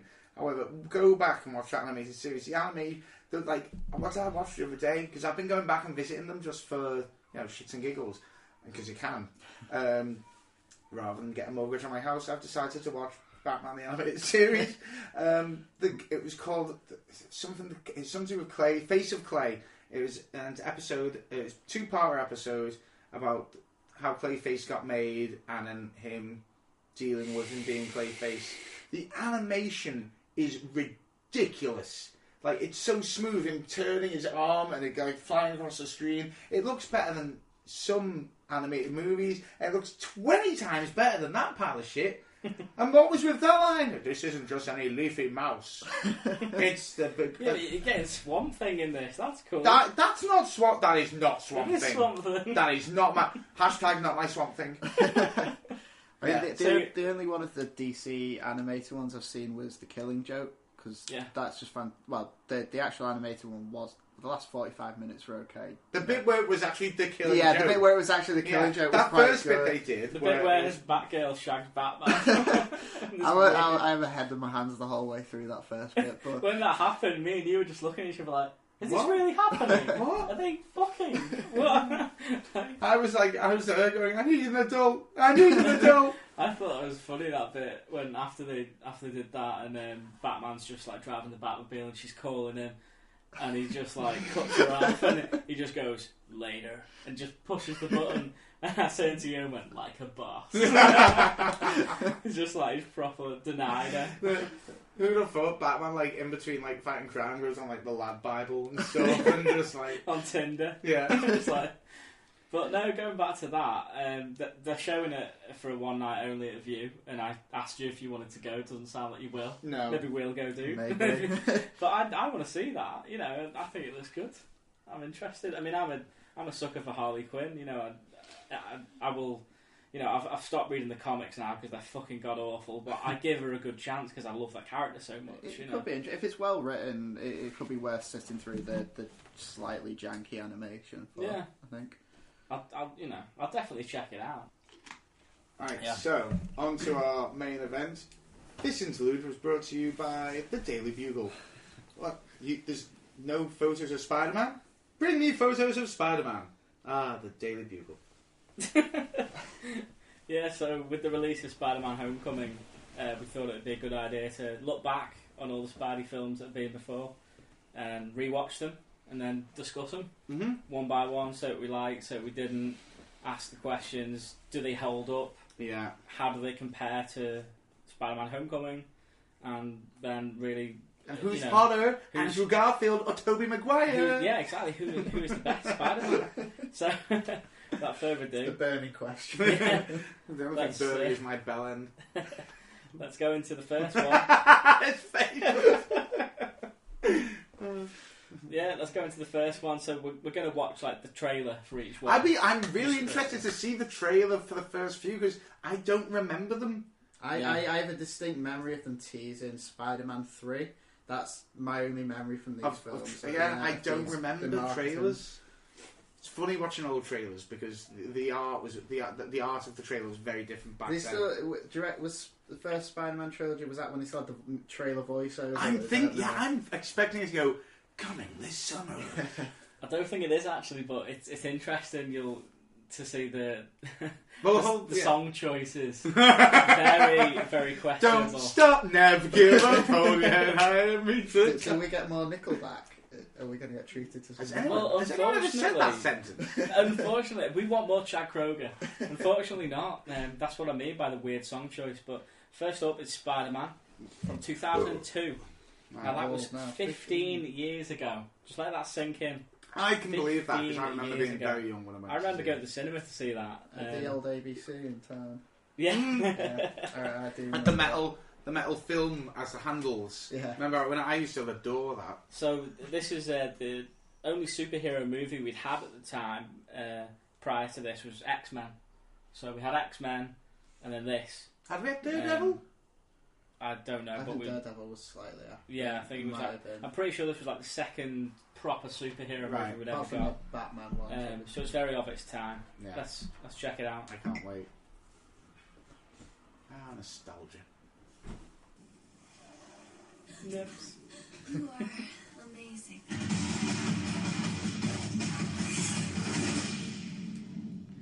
That is advertising a very different film. Exactly. It is. That's a very action-oriented trailer. Yeah. Maybe that was just one of many, but it wasn't. That's not the film we got. No, but I'm kind of glad it's not the film we got because my general feeling from the first Spider-Man is actually I liked it. Oh yeah, I mean I loved it when it came out. It struck a personal chord with me. I think it still holds up as well. It's not as good as X-Men.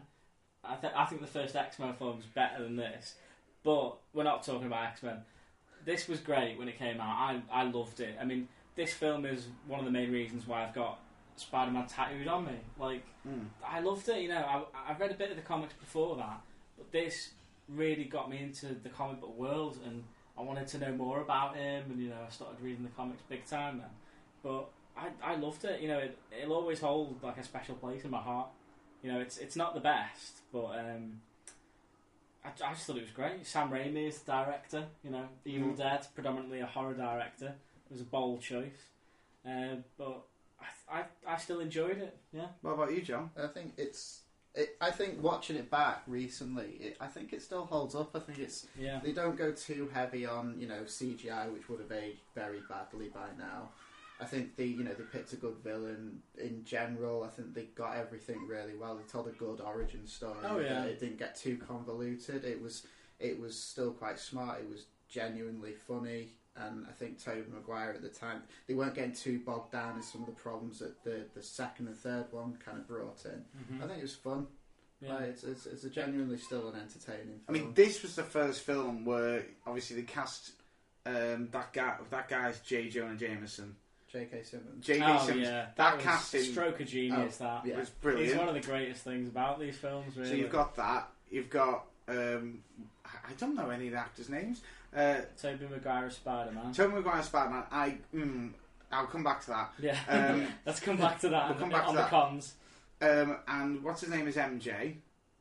Kirsten Dunst. Kirsten Dunst as MJ. It's a different MJ. It's really, to me, she's more of a Gwen Stacy character than the actual MJ. But this film was my Spider-Man. This was the definitive Spider-Man for me.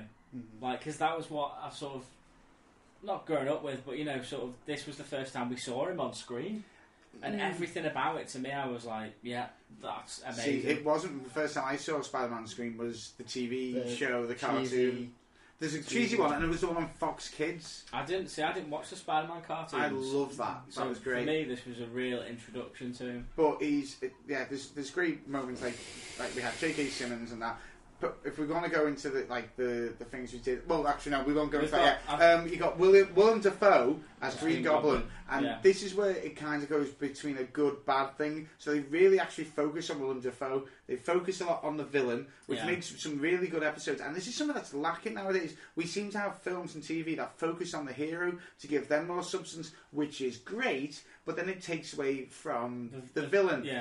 But this is so you had Willem Dafoe. Yeah, I loved Willem Dafoe as the Goblin. When it is Golluming. Yeah. When he's like, we should kill him and all this stuff. Like, but when I was rewatching this, all I could think was he should have been the Joker.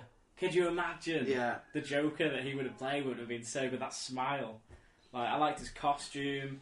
The helmet was sculpted exactly like the comic book with like. I prefer the prosthetics that they didn't use. Statue I've got over there, his face, the Green Goblin's face, that was his mask.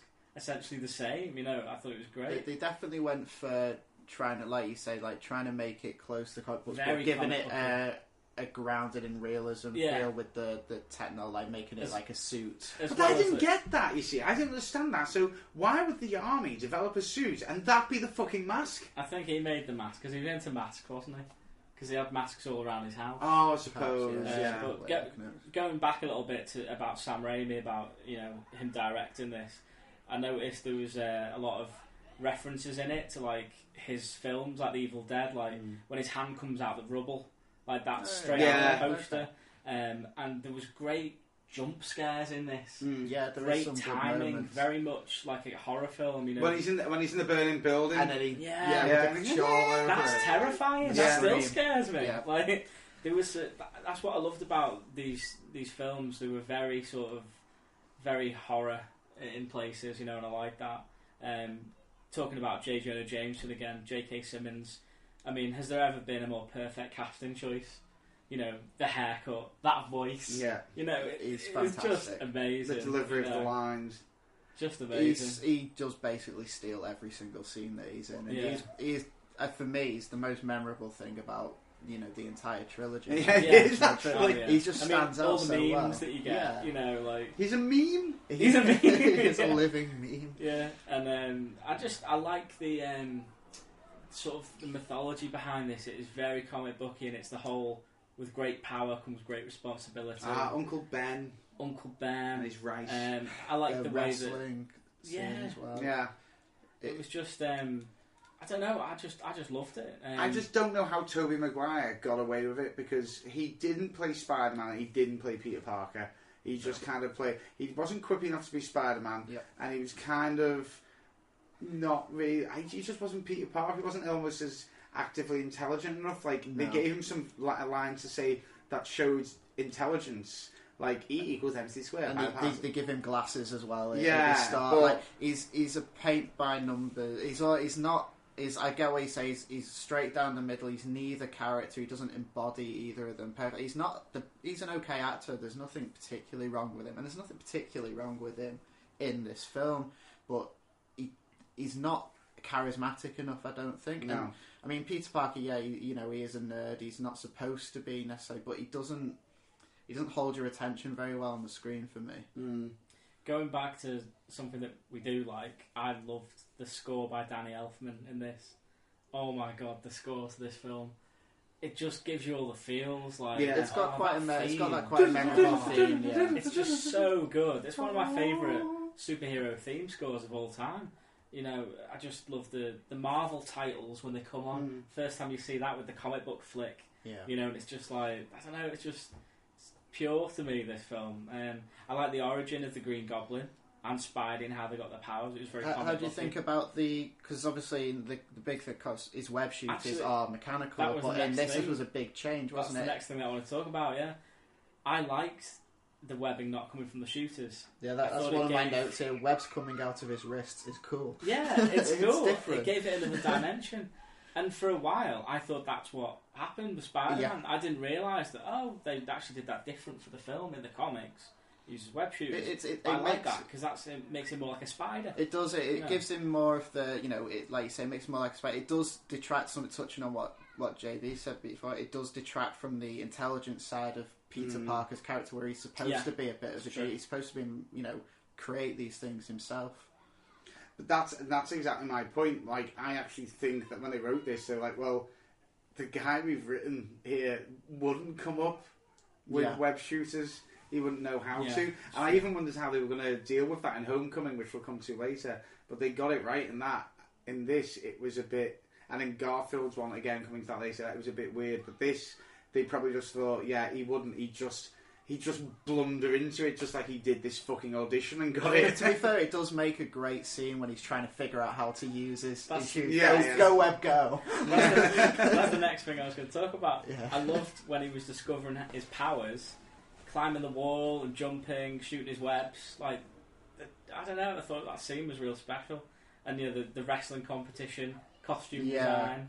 I liked all that. For me, my favourite superhero films and parts of superhero films are these origin bits where they're discovering the powers, and I think this does it really well. And I know it's slightly off, but Man of Steel, the best part of Man of Steel is when Superman isn't Superman and he's in the truck stop and he's stopping these random guys and he fucks up the guy's truck. It's stuff like that. I relate to that more than other parts of them, and I find it quite interesting and entertaining. I liked the wrestling scene where you get Ash from Evil Dead do cameos in each one of these films. And he gives him the name The Amazing Spider-Man because he's behind the curtain and he says, "What's your name, kid?" Bug Boy, he goes, say something? "The Human Spider." He goes, "The Human Spider? That's crap. The Amazing Spider-Man." I was like, yes! Yeah, I like that. I like that, great. yeah. I also liked Peter's motivation to become Spider-Man. That resonated with me at the time. It's the whole moral dilemma. You come at that age where you're choosing. So you let your uncle die? You're choosing what you're going to do for the rest of your life. When I saw it for the first time, it struck a personal chord with me. I liked the camera work in it when he's Spider-Man, where he's like slinging through the city, and it really gives you that feel that you're swinging there with him. Yeah, like. You're going on that journey through, and I feel like every other Spider-Man film there's been, Homecoming included, it kind of lacks in that. You see him swinging past the camera, not with him. I think. Do you know what I mean? I would count. There are some bits in the Amazing Spider-Man that do it quite well, but I don't know. It's a fair point. Like, you do get the scale. Yeah, that's one of the strongest parts about the Sam Raimi trilogy is just the movement, how he moves around the city. It's so fluid, and you get to see him. There's weird things though that don't hold up, like MJ clearly holding a mannequin. Yeah, when she's flying through when the hair's blowing the opposite direction. Other things like I've said, Spider-Man doesn't quip, so he says dead odd things under his breath, like he just rescues a kid, and then it's like he's like stay in school. It's like something like that. Windows get smashed, but then in the next scene they're not smashed. Little things like that. I like the classic comic book dialogue, though. It was really cheesy. I thought that was fun. Harry Osborn is played by James Franco. And I think this is actually the worst casting choice in the entire thing, because I don't think James Franco is a phenomenal actor, by the way. This is a guy who has played a complete stoner burnout in Pineapple Express and made me believe, I believe that was him. And then on the other hand, he's gone on to he's played like, he literally cut his own arm off in a film. He shows that much dedication to his role. He really goes for it. Whereas in this, I think this was a man confused as to what his character's meant to be and what's the tone of the film, because he does go for... I think this is a guy who, to do his research, watched the Superman movies, because some of the lines, the way he delivers them, are just really odd. I think that becomes more apparent as it goes through the trilogy. It does, It gets much worse. Yeah, let's talk about that in Spider-Man 3. Because that's odd. So the last couple of things that I liked about this, I liked the way that MJ calls Peter Tiger. I like that. It's a good very comic book. You like that too too much? Tiger. Put that away. And I love that Spidey MJ kiss scene. The famous iconic. It is very iconic scene. I love that. My problem, it's not so much apparent in this first one, and I hate to be so negative about it, but it is more apparent in the other ones. I don't think they have any chemistry between each other. No, they really don't. And that's something that I think the Amazing films get a lot better than this. We'll talk about it. We'll get into it. So, last thing I want to talk about is that I got the feels at the end, where he's soaring through the city and the score kicks in again, and you're just like, yes. It's a hero can save us. That's the second one. It's the score, man. It's all about the Danny Elfman score. Danny Elfman is the master. Last thing about the good things, I thought this was really good. The subtle Stan Lee cameo. Because you don't even see him for more than a second. Like in these Spider-Man films, Stan Lee cameo is a cameo. Yeah. I mean, like half a second, and only a fan would notice him. And that's what I took away from watching these Spider-Man films: the Stan Lee cameo evolution. Yeah, who is he in the first one?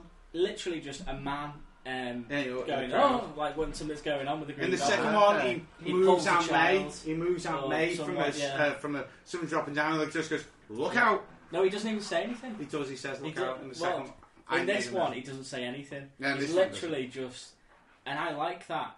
The fact that it used to be like that, and only fans would be like, "Oh, it's Stan Lee." Did you see Stan Lee in Spider-Man? And now it's like he has this whole monologue, and it's a big nudge, nudge, wink, wink. There's Stan Lee. Yeah. Do you know what I mean? It's like the Watcher. So let's go on to the cons. I thought it was ridiculous how they cast like 40-year-old men as high school students. I thought Maguire was more creepy than dorky. Yeah. Yes. And Mary Jane and James Franco playing Harry, and obviously Maguire as Peter. They were quite hard to look at. They had quite ugly crying faces and stuff. Maguire he's got major derp face. Oh yeah, he does. I mean, when they have the close-ups of their faces and it's an emotional scene, I found them quite hard to look at. They're not strong enough actors in their. I mean, Kirsten Dunst has come on quite a lot since then. I mean, she was really good in Fargo, the TV series, but in this, I don't know whether it's a problem with the writing or whether it's just her, but there's nothing between the two of them, and her as a character as well across the whole trilogy. She serves only as Peter's love interest and to be rescued, and she's not a character in her own right. That's the biggest problem with her. But and there was, I thought it was a bit shit the way that there was sort of no explanation for the costume upgrade. He just randomly the costume all of a sudden. I thought that was me blacking out. No, he literally just he had a. We don't even get a montage of him browsing Bing or something like we do. See, I like that in The Amazing, the way that we got to see him make his costume. We got an evolution. See, that was another while I remember to say this now. Like, I'd like to be like a bit of fantasy and but then a bit of realism in my films. No one is on Bing. That's true. It's just Sony because they're fucking sponsored by them or something. They're like, we can't use Google. We use Bing to search. Bing. Ask Jeeves. But no, I mean, I love that in The Amazing. I'm getting ahead of myself here, but the way that he used, the visors out of his sunglasses for his eyes and stuff, and you actually saw how he made the costume. But in this film, he had a red balaclava. I think it just ties back into this isn't a Peter Parker who could make his own costume. Exactly. It doesn't seem like he's got the imagination to do it. Yeah. You know what he's done? He's just found someone on Instagram that makes superhero costumes. Gone, can you do me a custom? Got one of them suits from Instagram or eBay. The CGI is quite questionable at some points. The balloons. There was the balloon scene. With the giant inflatables. They look about as real as the ones out of the Macy's Day, not the Minority video by Green Day. I don't remember. Like, it was a couple of months ago when I watched, but I don't remember picking that out as being particularly bad. Maybe if I watch it now, you've pointed it out. There's one point in that balloon scene, right? The parade scene. They're bouncing on the balloon. They're bouncing on them, but there's a normal balloon that's CGI. Just like a normal balloon. They could have just had a normal balloon. Flies up in the sky, helium filled. It's CGI. The normal balloon is CGI. And don't forget, we get the amazing Macy Gray in that scene as well. That's why I went to see Macy's Day Parade and Macy Gray. And then in that same scene when the Goblin comes in and he bombs the guys. And they turn into skeletons, and it's a really lame. I do know what you're talking about. There. Yeah, I mean, that bit as well does confuse. Maybe I misremember. Harry's on the balcony, isn't he, with MJ? It's another excuse for MJ to get rescued by Spider-Man. But he's throwing bombs at his own son there. Surely he knows Harry's out there, and he's not that crazy, and we still see him interacting. Why does he not use these bombs again on Spider-Man when he traps him in there? Goes and boosh, you're dead. That was it. If you can pick, you can pick it. And by the way, this is the first of 3 films where Spider-Man doesn't do anything, the villain just kills himself. Yeah. That is a recurring theme. Sam Raimi seems to like the idea of the villain's got to die, but Spider-Man can't kill him, the villain is going to kill themselves. They did essentially make the same 3 films, because it's the same formula in everyone. Well, should we look at the trailer for the second film? Yeah, let's move on to Spider-Man 2. Is there anything else you wanted to add, John? Or? Oh, I think I've covered everything for that. My thoughts are more broad on the trilogy than the individual films. So Spider-Man 2, 2004. Ladies and gentlemen, fasten your seatbelts.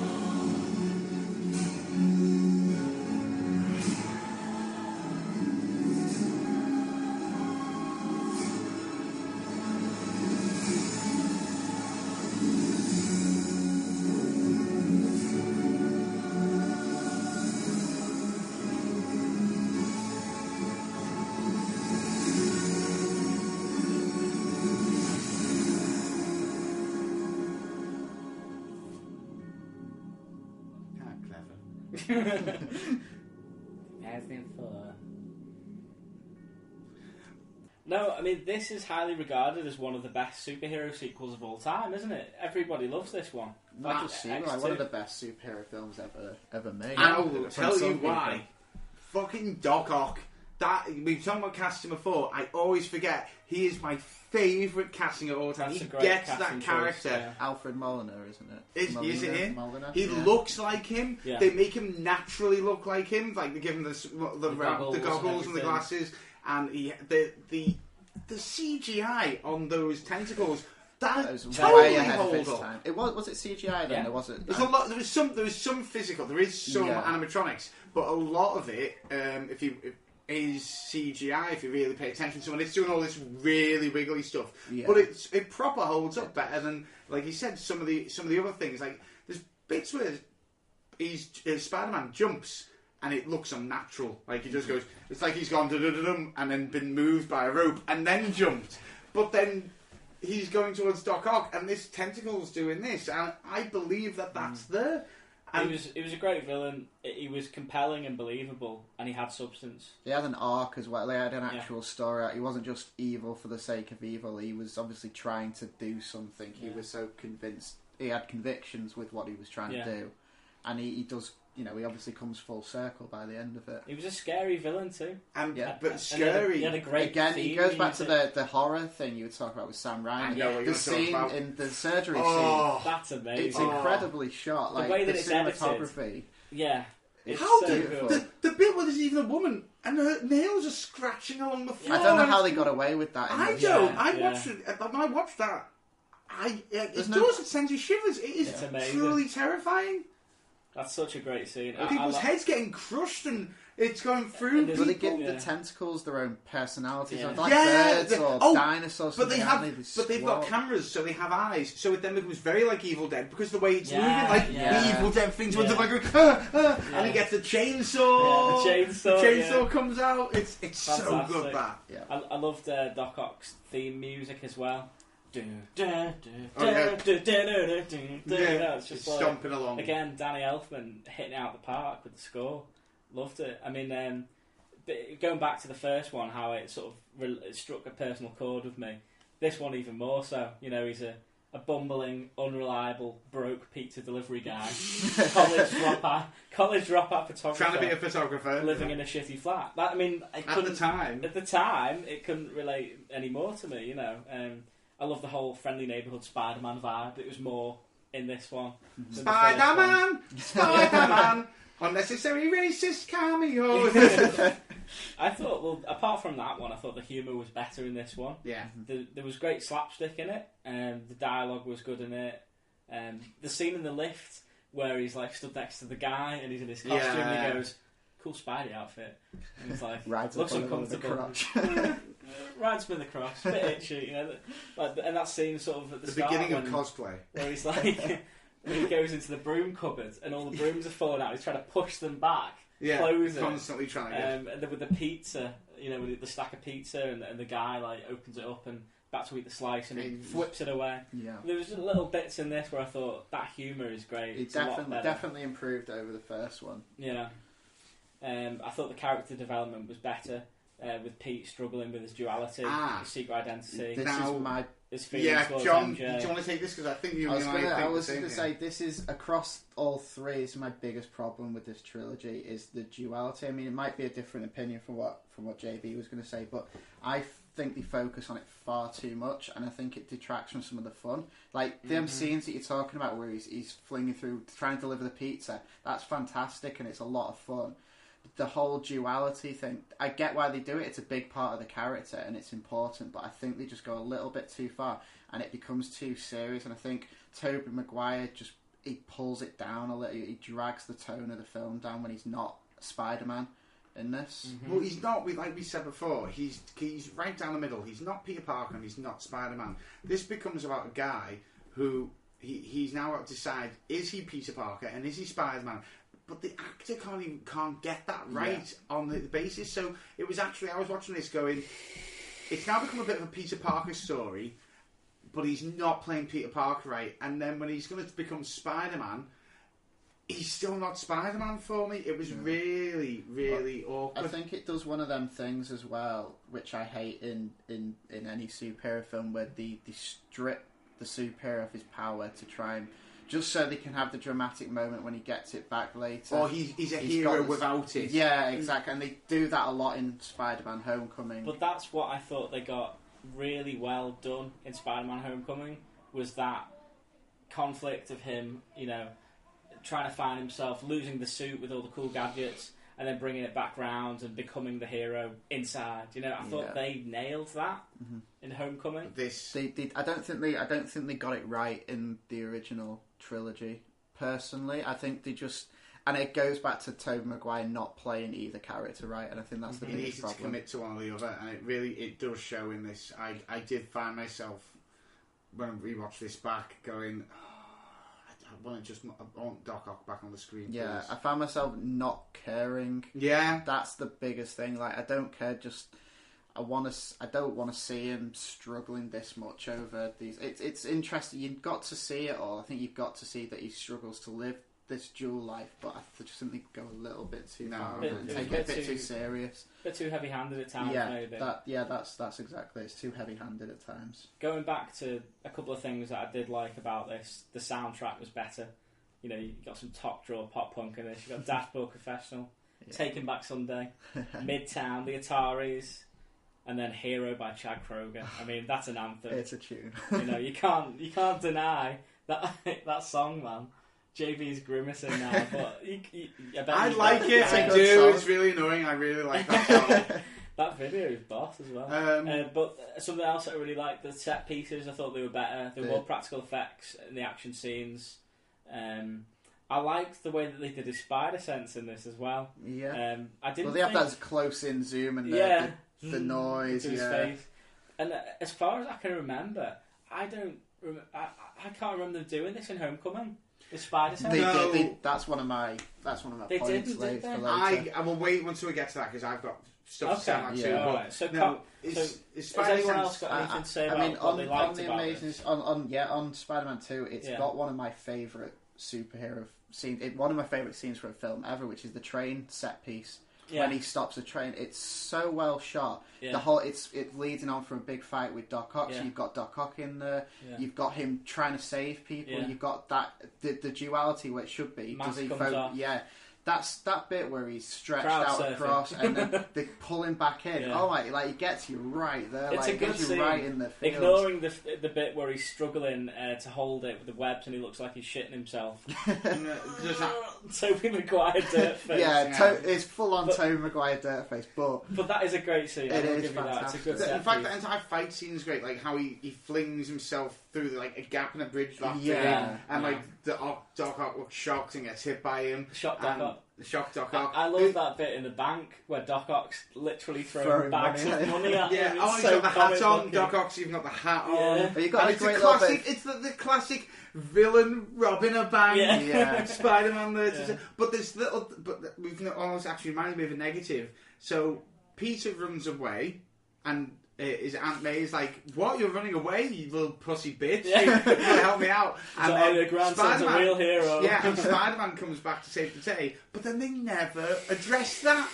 No. It's never brought up how that happened. And again, that scene ends weirdly. So he catches May. Doc Ock crawls injured round the corner. He lowers her down and she goes, "I've changed my mind about you," and goes, "Thank you." And then it shows Doc Ock crawls away and Spider-Man goes away. Well, hold on, Doc Ock, he's just crawling over there, just follow him. Keep up your end of the bargain. There was little things like that. But carrying on to the cons, stuff that I didn't like, I thought Mary Jane was a bit plain and she looked a bit haggard. I thought she looked like she'd been dragged through her head backwards. I was like, put a bit of slap on, love. I know she's meant to be the literal girl next door, but I don't know. Maybe that was just Jesus. Again, though, but I don't think they go for that with this version of the character. She's supposed to be the girl next door. I don't think they play up her wanting to be, some kind of famous actress a lot. You see her on the billboards, don't you? A lot. And she's as far from the girl next door as you can kind of get. True. She is literally a model on billboards in New York City. And again, it goes back to the try to make this relationship work, but there was never anything there in the first place. It's this forced thing. I get into it's not until right at the end of this film where they get together, but I don't understand you don't get anything from his side. What does he see in her? Yeah. And then especially as well, what she's seeing in him. Yeah. She exists again in this film to be rescued. It hints that she kind of knows he's Spider-Man. It hints throughout it. At the end of the first film, when she kisses him at the funeral, and she kind of looks back and looks a bit shocked, like she has that kiss with her fiance as well, where he's hanging off the edge of the seat. Yeah, she kind of they hint that she probably thinks he's Spider-Man, so she knows, but that he's just like a little fucking horn dog and just wants a bit of MJ action. I think there's more memorable scenes in this as well. I think that's why it helps all up. Like we said, the bank scene, the train scene, the scene in the hospital. The end scene again, a really great battle, which again, Harry in this gets weirder. Harry gets weird, and he starts like when he walks out, he goes there's an amazing scene where Doc Ock's about to be created. In fact, there's so much to say on this one scene, right? So for starters, he's now he's talking about he's going to create, what's the name of it? Is it Fusion? Yeah. And so right, so. he comes round, Harry comes round to see Peter on his birthday, and my Aunt May goes, "How are we doing, Harry?" He goes, "We've nearly had a breakthrough with fusion." And she goes, "That sounds great." I'm like, "You don't know what the fuck fusion is." I don't. And then it goes to the thing, and it's showing him to make him go into the fusion. And it goes, "So how do the claws work? The tentacles work?" And he goes, "Oh, it's via AI that goes into my spine." I go, "Well, aren't you worried they'll take over?" He goes, "Not to worry. I have this inhibitor chip at the base of my neck, just there, exposed. Yeah, and I've also got a backup inhibitor chip.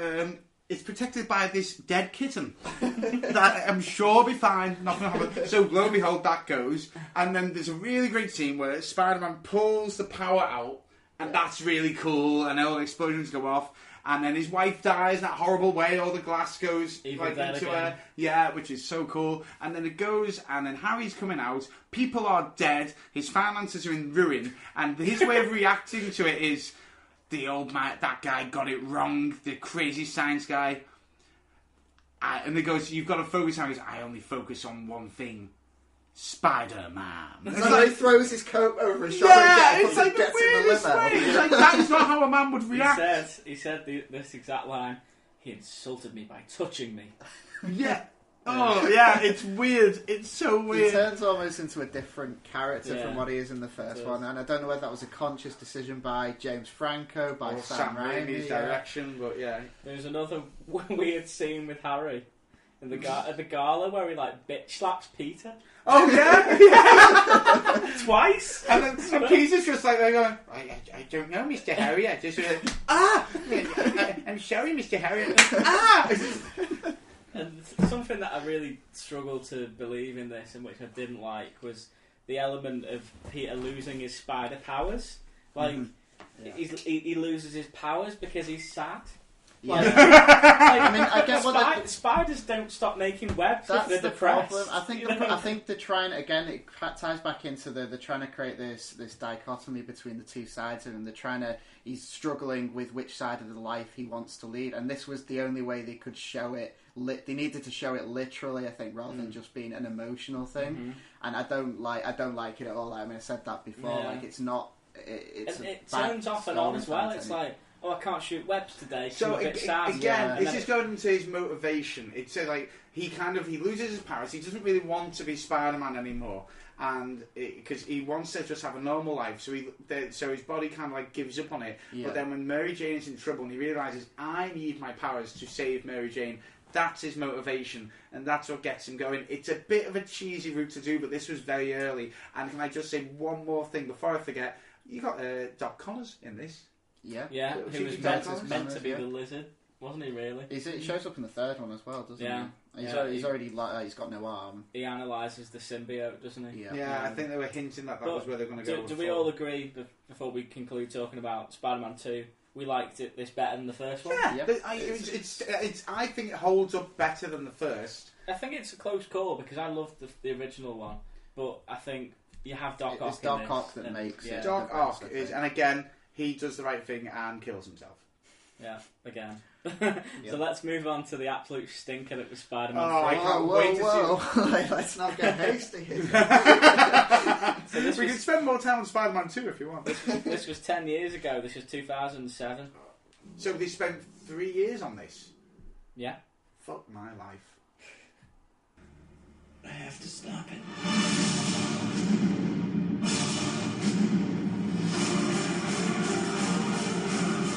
This could be the end of Spider-Man. What?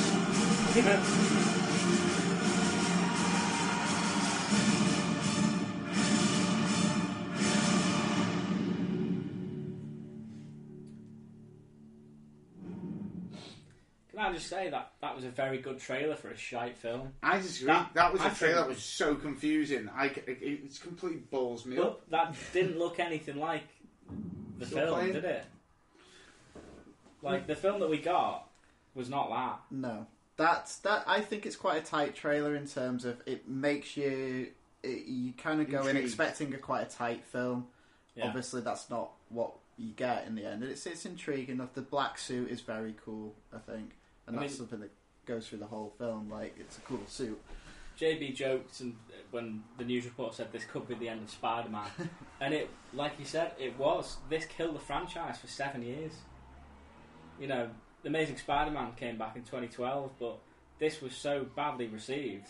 I mean, we'll get to it in more depth in a bit about the dancing scene and that, but I remember in the cinema when I was sat, I think you were there, Jim Crooks and you were there, and you were there, and you were there. And I just remember we all turned to each other like, in disbelief, like, is this actually happening? What are we watching? Right. I'm going to go straight to pros. There are pros. Yeah. In this. Oh yeah. Let's talk about what's good about Sandman again. I love Sandman in this. I think he looks the part. I like how they stay true to it, and that he's like scene where he's being made into Sandman. It looks painful. It reminded me of Human Clay from Creed. The front cover of that album. No, but that scene, I thought it was quite well done, really. And then and then some of the scenes like where they're fighting, like it showed when he's got his head, just shoves his head into the train. Yeah.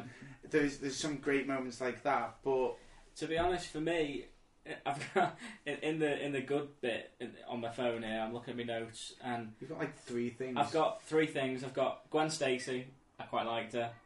I've got some of the fight scenes were quite comic booky, like that. Yeah. And I've got Bruce Campbell as the French restaurateur. I thought that's a very good cameo. That scene was really funny.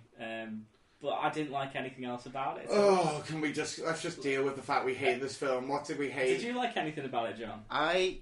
There's bits. I think the fight scenes are fun, and I think again Sandman is an interesting villain. They try to go a similar route to Doc Ock. They give him a motivation. They give him a proper arc.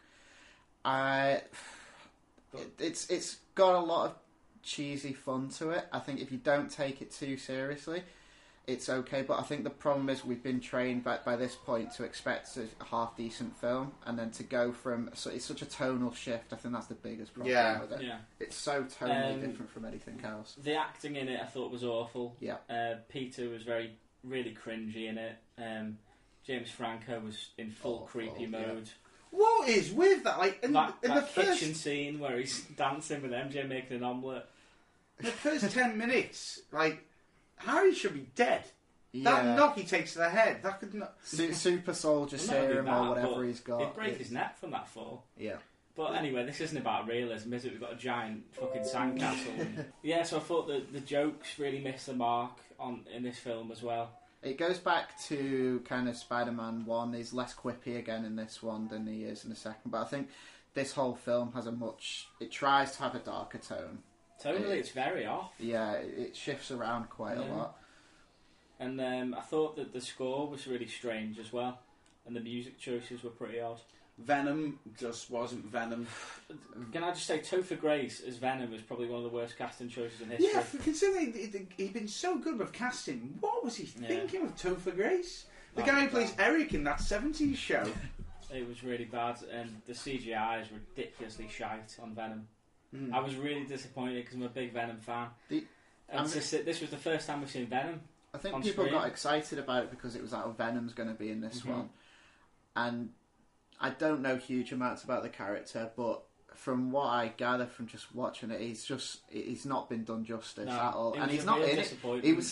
It clearly sounds like someone somewhere's gone, we need Venom in this, we need a bigger villain in this. Let's throw him in, and I think, I don't know too much about it, but I think if you hear about it, like there was a lot of studio interference with this one. Well, 3 years to come out, so it doesn't shock me. I mean, he was almost shoehorned in. He didn't need to be in this. They could have set him up in this one, and then done it in the next one. Yeah. This was also the start of the Stanley cameo curse. This was like his first appearance with like a full line. It's just what I've noticed watching these sort of like. It just sort of all goes downhill from here. Was this the cameo where he stood next to him on the street in Times Square, and he says, or whatever it is? What's he say? Well, I guess some people just need saving, or he says something cheesy like that. But yeah, that's what I've noticed. I haven't really got much else to say about this. There isn't much memory. Like, I only watched it 2 days ago, so I think it's still in my mind fresh, but I barely remember any bits from it. The scene in the clock tower is quite well shot. When he's in the clock tower and he's ripping the suit off, and that's quite well done. We've been dancing around this for a while now. let's talk about the dancing. The fucking emo fringe dancing. I mean, who conceptualised that, and who put it into to be made? I don't understand if it was meant to be funny. Well, I think it was obviously meant to be funny, but it was such a tonal shift in the film that it come out of nowhere. The problem is with it, the film hasn't done enough at this point to be tongue-in-cheek or be self-aware. Exactly. So you have to take it seriously almost. Whether they intend it or not, it comes across as serious when he pulls his fringe down over his eyes. And then he's got eyeliner on for some reason. All of a sudden, that dance scene in the jazz club. I was watching this with Abby the other night, and this is the first time she'd seen it. Is it? And I was like, all right, wait for this. I'll just watch her face when this scene comes on, and it was just pure look of disgust. Just like, what's happening? Part of me, the way I was looking at it when I watched it the other day was they're trying to go for, this isn't Peter Parker, this isn't him, he's been almost taken over, he's almost possessed by the power of the suit, so it's not him, but it doesn't come across like that, it just comes across as Tobey Maguire being a bit of a dick. Again, he hasn't nailed the part of Peter Parker, so him losing, it doesn't lose an identity that he hasn't managed to grasp in 2 films. And then there's the whole thing. Oh, him and MJ having trouble. Well, who cares? Yeah, it just doesn't. It's like, I don't care about it. Him. And are they going to fix it? Well, yeah, because she likes dick. So, so moving on from Spider-Man 3, we go to Amazing Spider-Man. Interesting little factoid here. Before we talked about doing this, my missus didn't even know these movies existed. Bit of a weird one. They went under the radar. I can see that though. It's only when I was looking back I can kind of understand why. I don't remember seeing them in the cinemas or anything. I think obviously Amazing Spider-Man 2 is a bit fresher. But the first one, it came out in 2012, so it was a reboot 10 years after the original. They tried to make it more realistic. What the tagline for this was telling the story that hasn't been told before, and we just got the same fucking story. But we'll see. You say that. Let's watch the trailer anyway. Ones that are kept from us.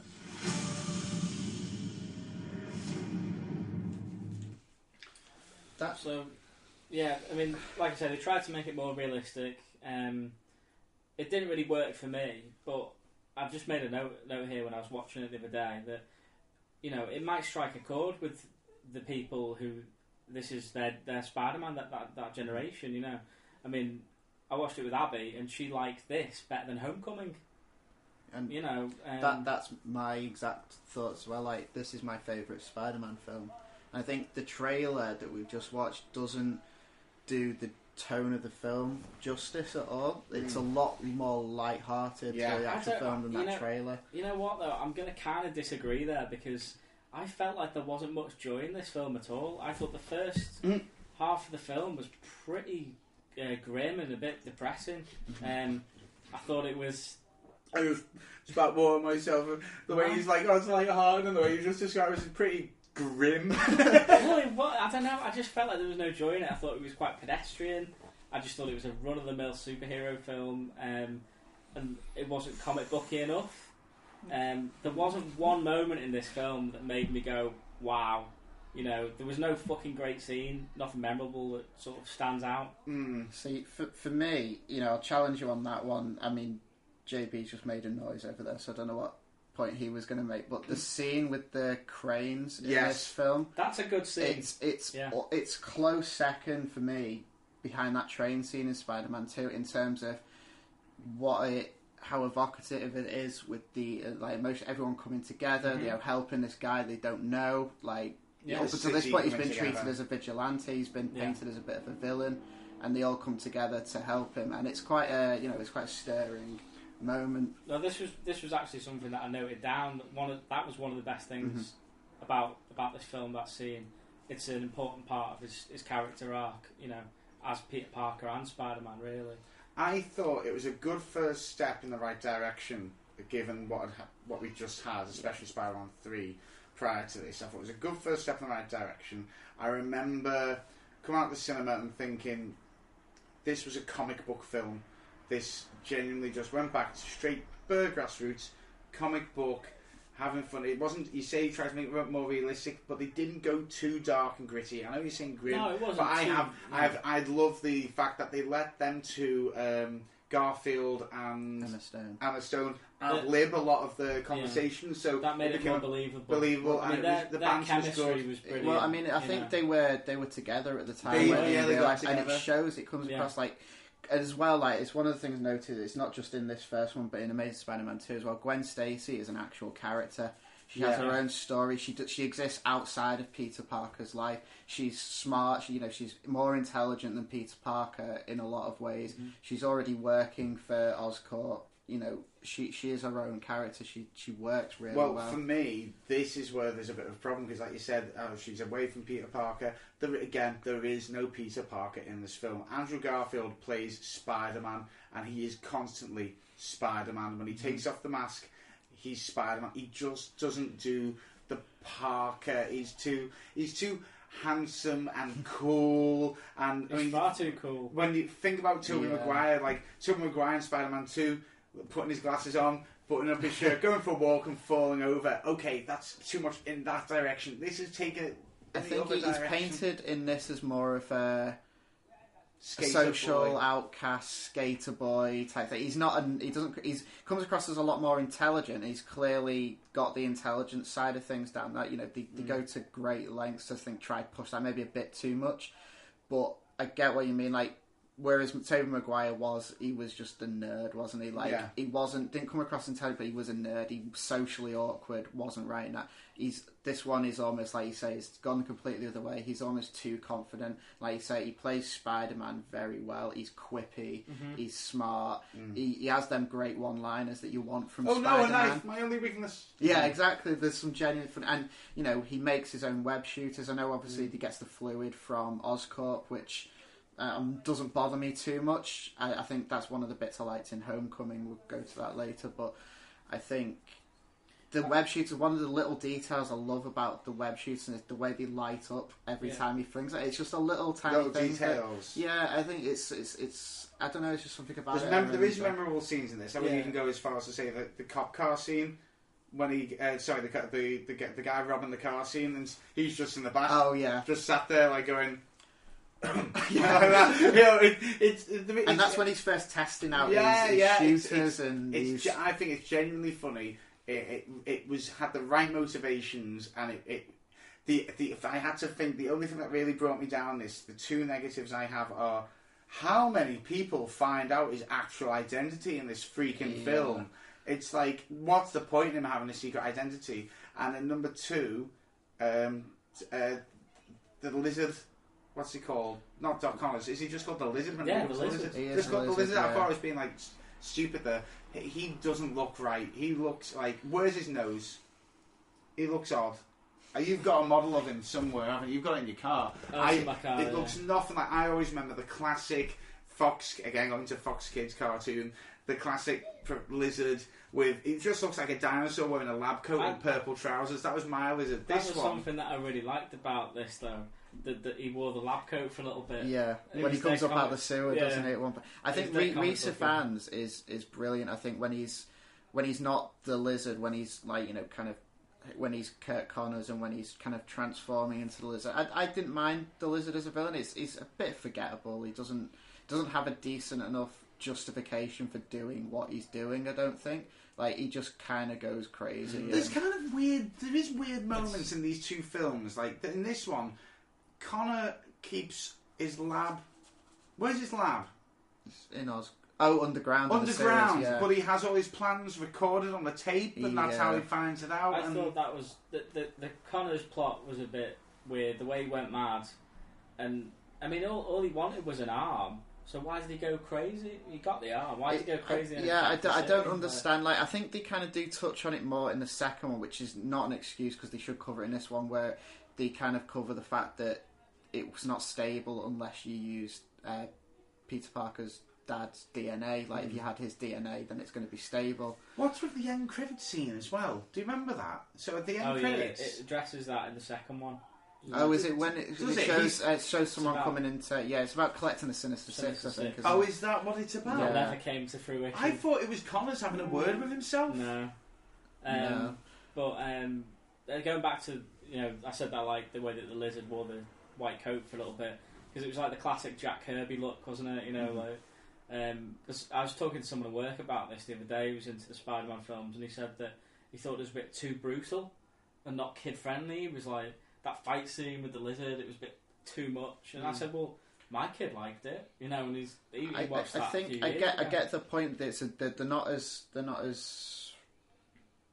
can't think of the word. They're not as fun in a way as the ones in the original trilogy. But what they do bring, they are a little bit darker. They're a little more. I think they're a little more well choreographed. But he's more quippy. He's still Spider-Man when he's doing these things, and he does fun things like when he ties him up with the webs, he trips him up with the stuff like that. When they're fighting in the school library, and it's the Stan Lee cameo. It's a funny scene. Yeah, it's a funny scene. Like, and I don't know. I liked the bit where he was finding out his powers and he was swinging from the chains and skateboarding. Yeah, and discovering his power. I like that. There's that bit where he jumps off the skyscraper for the first time and then like tries to use his web shooters and he ends up just like kind of half walking onto a table. Yeah, but he was really cool doing that as well. He was far too cool. I mean, I like the scene with the kid in the car, where he saves him and he tells him to put his mask on. Yeah, and that was important to his development as becoming Spider-Man and going, oh, fuck, I can be a hero here with his powers and discovering that, Because up until that point, it's been about him trying to find his uncle's killer, hasn't it? Mm-hmm. Like, he's trying to find this one blonde guy with the tattoo. Who he never does. No, he doesn't. They do kind of. I think they drop it by the end of it because it's more about he can be Spider-Man and rescue other people. Yeah. It's not personal. It's not about revenge anymore. Yeah, it's I like the fact that he never actually found him. Yeah, because that's quite realistic. You probably wouldn't. I thought that the webs looked much better in this. Mm-hmm. In the original, it looks like he was holding on to like rubber strings. Or something. It was always looking like weird. But yeah, I mean, something that I didn't like about it was I didn't really like the way that they addressed his parents. Mm-hmm. I know it's not been done before, but I don't really care about it. I think that was the story they were talking about in that word. Like, I mean, the story that's never been told before. It's the story no one fucking cares about. I don't know whether that's anything that's brought through from the comics. I didn't have the impression. It is a big part in the comics. But that's a big part in the comics that I don't care about. Yeah, it's a very unnecessary, and they go into, which is one of the reasons I think Amazing Spider-Man 2 wasn't as good, because they just go further into that. Oh. But I think that's one of the biggest problems with you don't need the subplot with Peter's family. You don't need to tie Spider-Man's abilities as close to Richard Parker as they kind of do. They don't need that. I think it could have existed in its own right. You can still have Kurt Connors, you can still have his dad working with Kurt Connors. I don't think you need it as much as they kind of play it up. I thought that the CGI was quite bad at times with that like weird mutant mouse. That was really bad. Oh yeah, it's that was weird terrible. Sticky out sore thumb point. I thought that the score was really unnoticeable. Yeah, it's not a very memorable score. And that bit where like he wants to tell Gwen Stacy that he's Spider-Man. He tells her by like webbing her ass. And, gives her a spin around. I quite like that. I think it's like, cute. Or that weird bit at the end where they go. It says like something about keeping promises, and he goes, "Some promises were made to be broken." He says, "But those are the best kind." Those are the best kind. You rapey weird man. That's my dead dad's words. You're just like you're basically saying, "Fuck your dead dad. I'm gonna fuck you." But no, I mean, it was perfectly fine. This is not a bad film by any means. I enjoyed it. I liked it when it came out. I just on this rewatch, I liked it less, especially with what we've just seen with Homecoming, and it didn't give me that feel good feeling that I had when I watched the Maguire films. Yeah, I mean, I guess it's just one of them like just different outlook on it. Because for me, rewatching this the other day, it does give me that really strong thing. I love Andrew Garfield, I love Emma Stone. I think they're so good in this, and it elevates it past that original trilogy for me, and it's what makes it better than Homecoming, because I enjoy watching Andrew Garfield as Spider-Man so much. I just think he's a lot more fun. He injects a lot of energy into it. There's a lot of really small humorous bits in it that just keep it rolling and keep it fun. But John's made me kind of see it in a bit of a different light. So, like, if I had to rate them now, going through what we've gone through, well, obviously, Spider-Man 3 is the worst one. This is better than Spider-Man 3. This is better than Spider-Man 3. I'd actually say this is I'm beginning to feel like this is probably better for me than maybe Spider-Man. No, it doesn't beat Spider-Man 2 still for me, though. Obviously, technically and everything, this is a better film than the ones before it. But if I was to just sit down, on a Saturday morning, had nothing to do, and I had the choice, like I do with all my Blu-rays, I wouldn't pick out Amazing Spider-Man to watch. It'd be the first ones. I think Spider-Man 2 is definitely tonally, it's a lot more light-hearted consistently throughout. It's got a better villain. It's a very fun film to watch, and it's got some great memorable scenes in it. But it's Tobey Maguire for me. Just drags it down too much. So let's watch Amazing Spider-Man 2 trailer. This came out in 2014. Not everyone has a happy ending.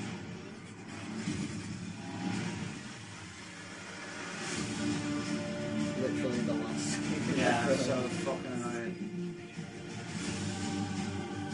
I made a choice. This is my path. Everyone in the city knows how it feels to live in a world without power, without mercy, without Spider-Man.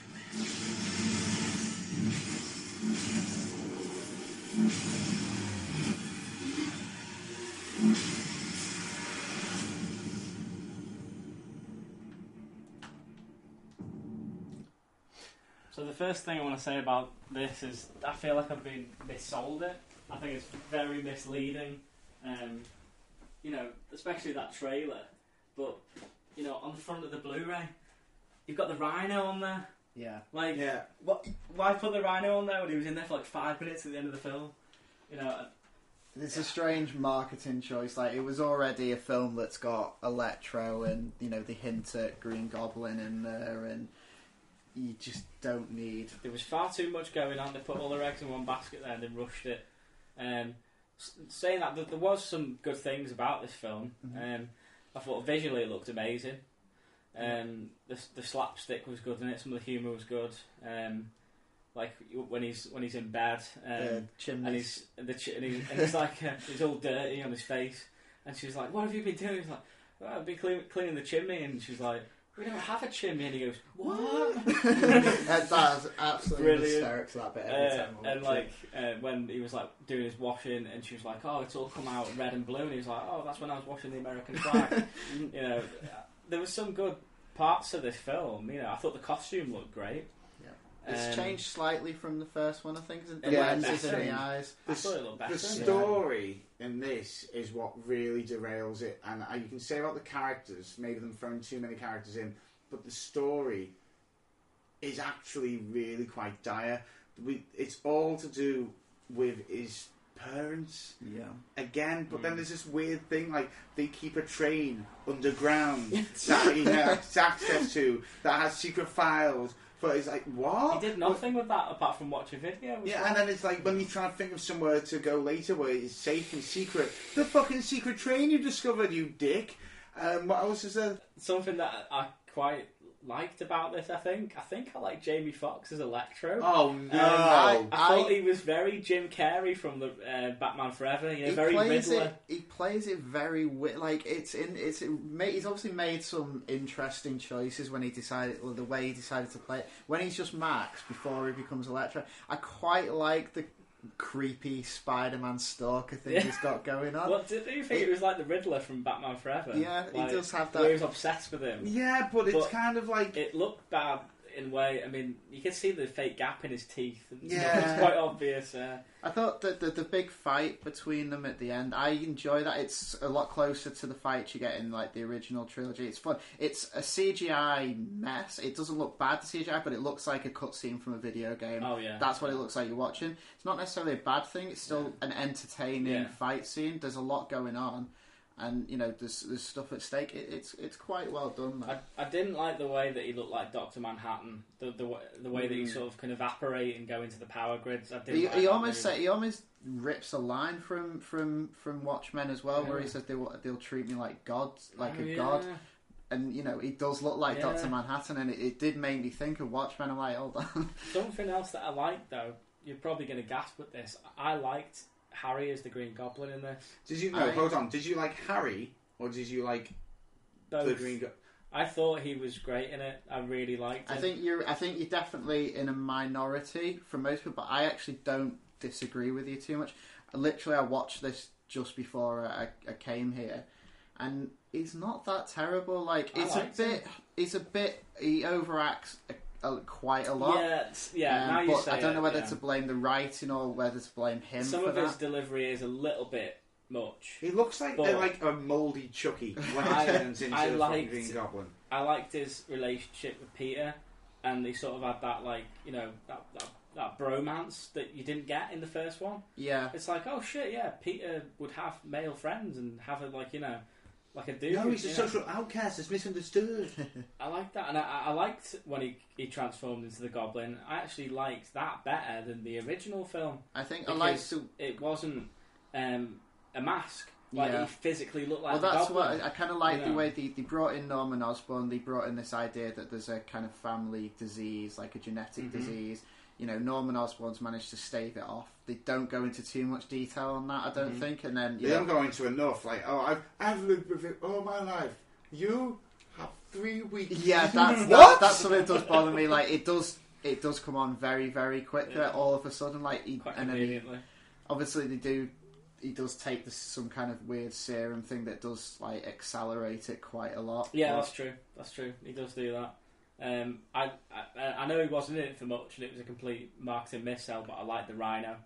I thought that was cool. It creates an interesting like opening scene. Like that's all very fun. You know, you've got the graduation happening at the same time, and it's fun. Spider-Man swinging around the city, you know, saving people, stopping a bad guy. Yeah. The end bit is kind of on that. It feels like it was put in there for marketing purposes. Oh, absolutely, and they even show that scene in the trailer. Literally the last shot of the film. That was really annoying, man. Yeah. I was like waiting for that scene, and I thought, oh, maybe it was just for the trailer. And then it came to that scene, I was like, oh yeah, now we finally get to see him battle it. What? That's the end. Credits? Yeah. I think it gets a bad rep this film, but I don't think it's as bad. It didn't do very well at the box, which is why it ended up, you know, it bombed so hard it, you know, went straight back to Marvel. Like killed the franchise again. Literally killed it. What was the end credits scene in this, by the way? It was the Sinister Six. They showed it in the trailer when they walked past the Doc Ock arms and the Vulture costume. Oh, is that? It's because their intent was to make a Sinister Six film, which I think was always a bad idea from the start, but.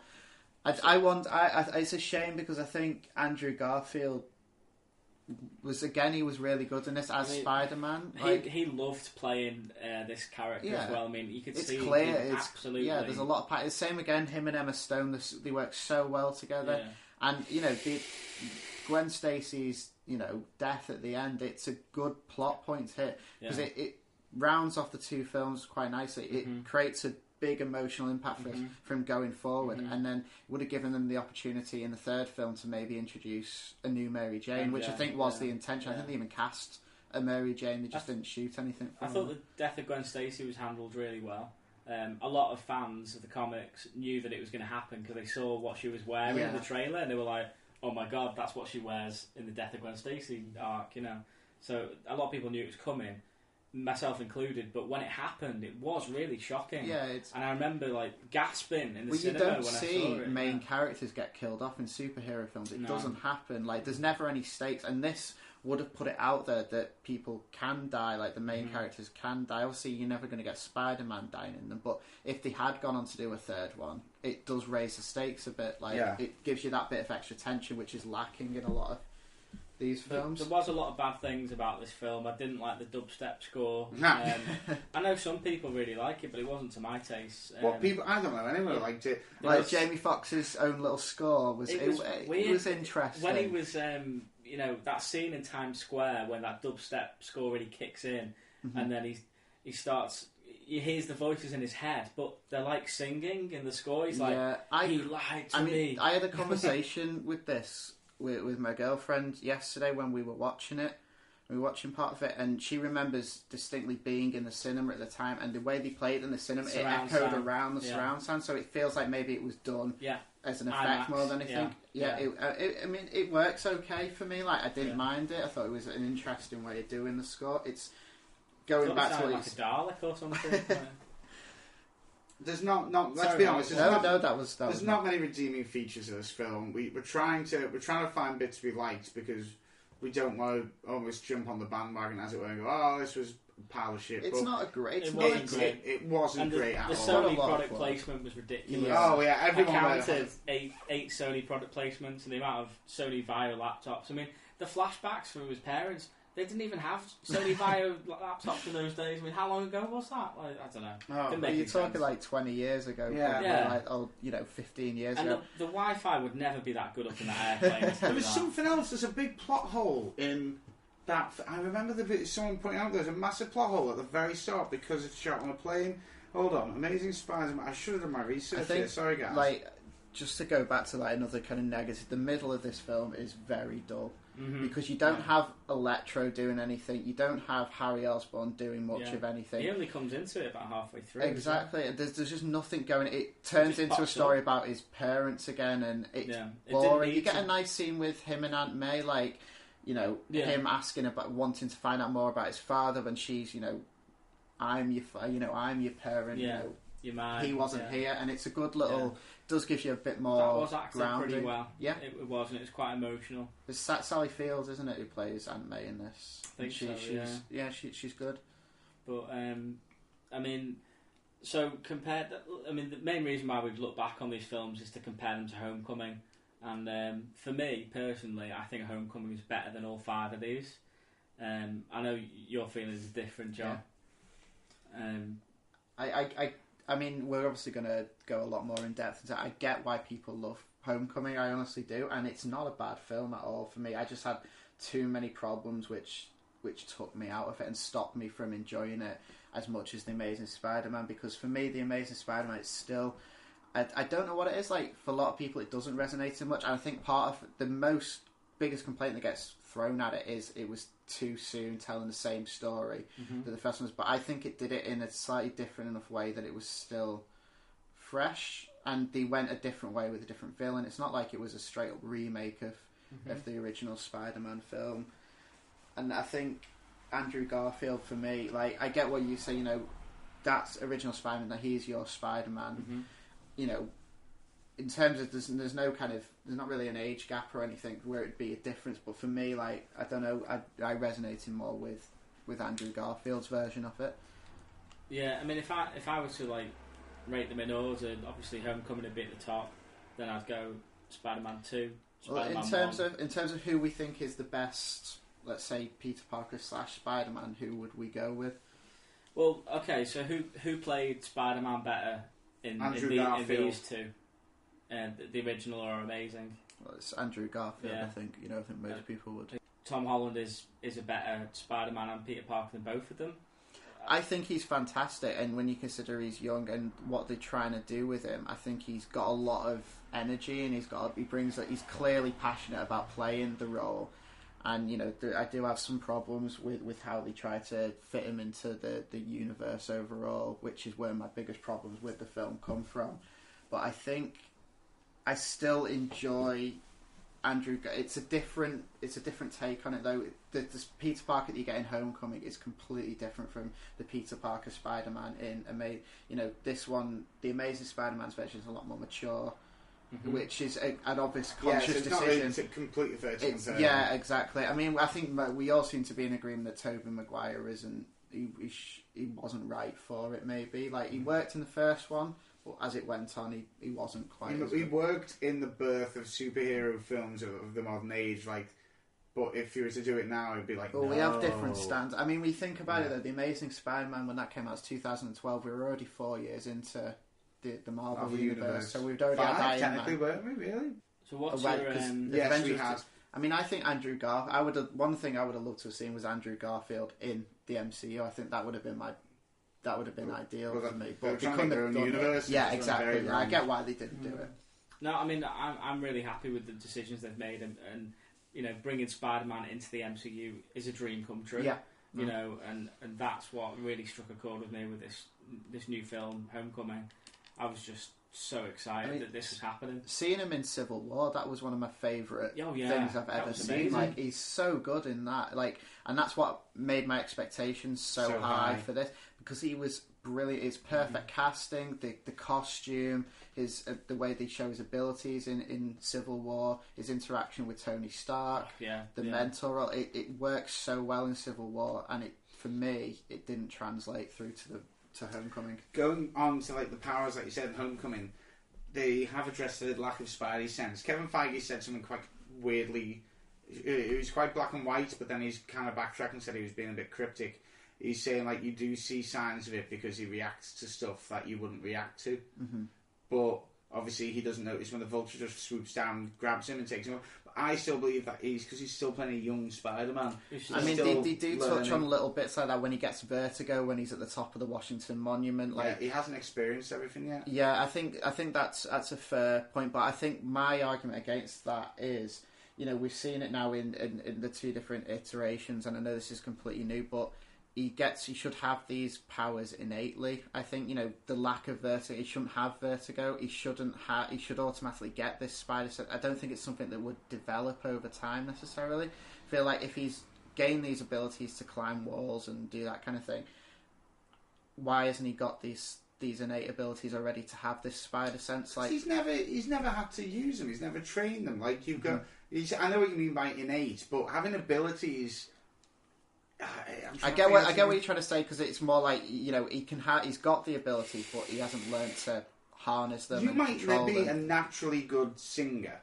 Like someone can just hit the note. You play a D and hit that note. That's fine. But it doesn't mean you can go out and sing Adele. Mm-hmm. You have to. It doesn't mean also that you're confident at doing it as well, and that confidence can hold you back and make you stutter your voice. So he's still a young boy who's never been that high in his life. Yeah. He's still trying you see him going, he's excited, but there's also then the excitement stops and he goes, whoa, fear, what the hell is this, what am I doing? Yeah. And I think that would stunt him and hold him back, and I think as the character progresses we're going to see he will overcome this. The vertigo will go, and the vertigo's gone by the end of it. He's on a plane, it's gone by the end of it. I think, to be honest, like, I like that scene. I mean, the whole Washington thing, for me, I could have cut that out of the film and not been bothered about it. I loved that scene. That was one of my favourite parts. It did like him climbing up the monument, and I liked him swinging over the helicopter. I thought that was quite fun. It goes back to he's learning how to use these powers properly. But, I mean, I don't know what our structure is on talking about this, but the Washington scene, for me, the whole bit with that, I could have... Because I thought the film was too long for a start. I thought it went on... It seemed to drag from it. Again, I know I'm very much in the minority with these opinions, but I think the whole Washington thing, I don't think you needed it in there, for me. It was one of my favourite parts. I don't know. That's fine. Like, I get it, and then I do get why. I don't know. I can't really say much bad about Homecoming, because I really did enjoy it, and it is my favourite Spider-Man film. I think, you know, technically it is the best film as well out of all five. I mean, should we? Because I do have like pros here, and then the gloves are off. This is what it was all coming down to. Ding ding, round two, Homecoming. I mean, pros wise, I mean, I've got, you know, Michael Keaton. I thought he was good. He was amazing. He was slightly limited with what he was given, but I think the scene in the car when he gets the gun out, that is very intense. It's very well done. You feel Peter's fear. Like, again, he's not a confident Spider-Man yet. He's not confident. He's and not Michael Keaton is exactly. He's a well, child. Exactly. He just went back to the bit in the car park where he has the interrogation mode. He's like, where is he? Yeah. He had like a Batman voice. Yeah, Batman. What are you, some kind of kid? He goes, no, I'm not a boy. I'm a man. And then he was like, he thought he was a girl or something. He's like, I'm not a girl, I'm a boy. I mean, I'm a man. I'm a Spider-Man. And the bit when he unlocked the suit, didn't he? And then the eyes kill mode. Kill mode. Yeah. Like, why has this got kill mode? There's just little bits in that I thought were really funny. I mean, it's enjoyed. There's a lot of good humour in this film, great, but I felt a lot of it came across as jokes rather than naturally funny parts of the dialogue. Like it set felt pieces, like it felt like they wrote some jokes and tried to insert them into the dialogue. That's what I thought about Doctor Strange. weirdly. But go. I mean, I genuinely laughed at a lot of it, and the audience that I saw it in, there was a lot of big laughs, but some of it fell a bit more flat for me, and I think it's because it didn't come across as natural. Some of it fell flat to me too. I did say in our review that some of the jokes didn't hit the mark for me, but it felt wasn't a bit forced, maybe. Yeah, but it wasn't enough for me to, say, oh, it was a bad film. No, I mean, one of the strongest parts about the film was the humour, and the writing was pretty solid through it. I'm trying the first half an hour or so, you get that really great montage where they play Blitzkrieg Bop, and it's really fun, and you see him doing fun being Spider-Man thing. Spider-Man. Exactly, being friendly neighbourhood. There's a lot of humour in there. He's quite quippy. He's funny, but it didn't carry on that energy through the film. That was my biggest. It didn't feel, and it goes back to the Washington thing. That's why I didn't enjoy it as much. Maybe I like seeing Spider-Man swinging around Manhattan, doing cool things like that. There wasn't any of that in this film. No, absolutely. I mean, that's why one of the reasons why I love the first Spider-Man film so much is because he's swinging through Manhattan, and those scenes are just quite breathtaking, But I'm glad that they didn't go that route, because it would be stomping on old ground again. Yeah. It would sort of be rehashing it again. It felt to me, and I don't know whether this is necessarily a criticism, but what it felt like, I don't know if either of you ever played in the Spider-Man video games. I remember the ones on the PlayStation were awesome. Where you couldn't even see the floor because they had to use fog. But there's a lot of especially because there was an amazing Spider-Man game on the PS3. It's a great fun game. The swinging's good, but they have interior levels where you're inside, so you can't really do the web swinging and that kind of. And a lot of this film felt like that to me. It's Spider-Man restricted. It's Spider-Man on the ground. And I think maybe that's the point they were going for. He's not ready to be out there, full on. He turned down the Avengers because he wanted to be the friendly neighborhood Spider-Man for a bit. And I think that was the right move to go in. They're going in the right direction. Yeah. They will eventually have Spider-Man, full Spider-Man mode, swinging through whatever. They will do that. I think so, definitely. And I think this was a really good setup for that. That's what this film felt like almost to me. As much as we've had the origin stories before, though, I feel like it needed a little bit more in this film. There was little bits dropped, like he mentions casually with his friends, and he always bitten by a spider. And you don't really get anything about Uncle. Did they even mention Uncle Ben in it? Did they even say his name? No, we've not had any mention of Uncle Ben. And again, I think they've almost gone they're almost too scared of rehashing it to the point where they've gone too far in the wrong direction. I'm fine with that. I'm absolutely fine with that, because there's been 5 of these fucking films beforehand, and if you don't know the origin of Spider-Man, you shouldn't be watching these films. I mean, it's a very fair point. That's obviously why they haven't done it. But I think they didn't give enough to his powers in this film as well. For me, again, one of my biggest problems was the suit. You get the more of a feeling. It's a weird comparison to it, but it almost feels a bit Batman-y, a bit Iron Man-y. He's not a superhero. He's a guy in a suit that does magic things for him. You don't get enough of the sense of Peter Parker having these cool spider abilities. It feels like it's all down to the suit, not him. But they took the suit away for a portion of the film, and that was what was one of the most important things about the development in the character arc. I mean, I liked the idea of him having a suit that was made by Tony Stark. It was like Iron Man's suit, mainly because I've read the comics that are like that. He's rich and powerful now, and he has a suit like that. Yeah, he is very. He's meant to be broke, so that's why he's got. Tony would have to make him the suit, and it'd be fucking weird if Tony didn't make the suit an Iron Man suit of some sort. Yeah. So it kind of makes sense. I get what you mean. It makes sense. Definitely makes sense, and especially again, it goes back to them tying it into the whole Marvel universe. They've got to make him more connected to it, and they're trying to make Tony Stark the father figure, the mentor figure to him. And it does work in a lot of ways, but for me it took a lot of the fun away from Spider-Man's side of things. Like the web shoots, it's never really clear, because he's got them in Civil War, doesn't he, when he's first introduced, but are these a new version of his web shooters? You see him making the web fluid, which is a fun little part when he's in science class. You get that idea that he is an intelligent guy, but I don't think you get enough of what makes him want to be what makes him Spider-Man in this. It doesn't come across from me. I get what he means, actually. I do, but I think there's more to come. I get your point completely. I do, but I will just say again, we've seen it all before. And Yeah. I know that they're worried about rehashing it again, and that's probably why they. I think a good example is look at Batman v Superman. I always use this as my go-to as what not to do, and in that we all knew, everyone who's gone into that film, Batman v Superman, we all know Batman's origin. We all know how it happens. They showed it again at the very beginning, and for the opening credits, I remember me and you looking at each other, kind of like going, "Really?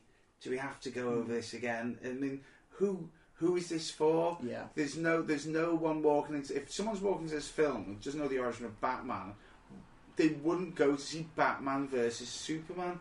And it's one of the things. I think Chris is right. They're probably thinking, how do we bring this up without people glazing over, because it's been said so many times. But then I get what you mean about, so now where's his motivation? But I think they're just going with, he's just an excited kid who wants to try. Well, they try to make his motivation in this, it's all about joining the Avengers. That's his motivation. Yeah. It does rob the character of what makes him, what gives him that original motivation, the death of his uncle. It drives him to become Spider-Man, to help other people.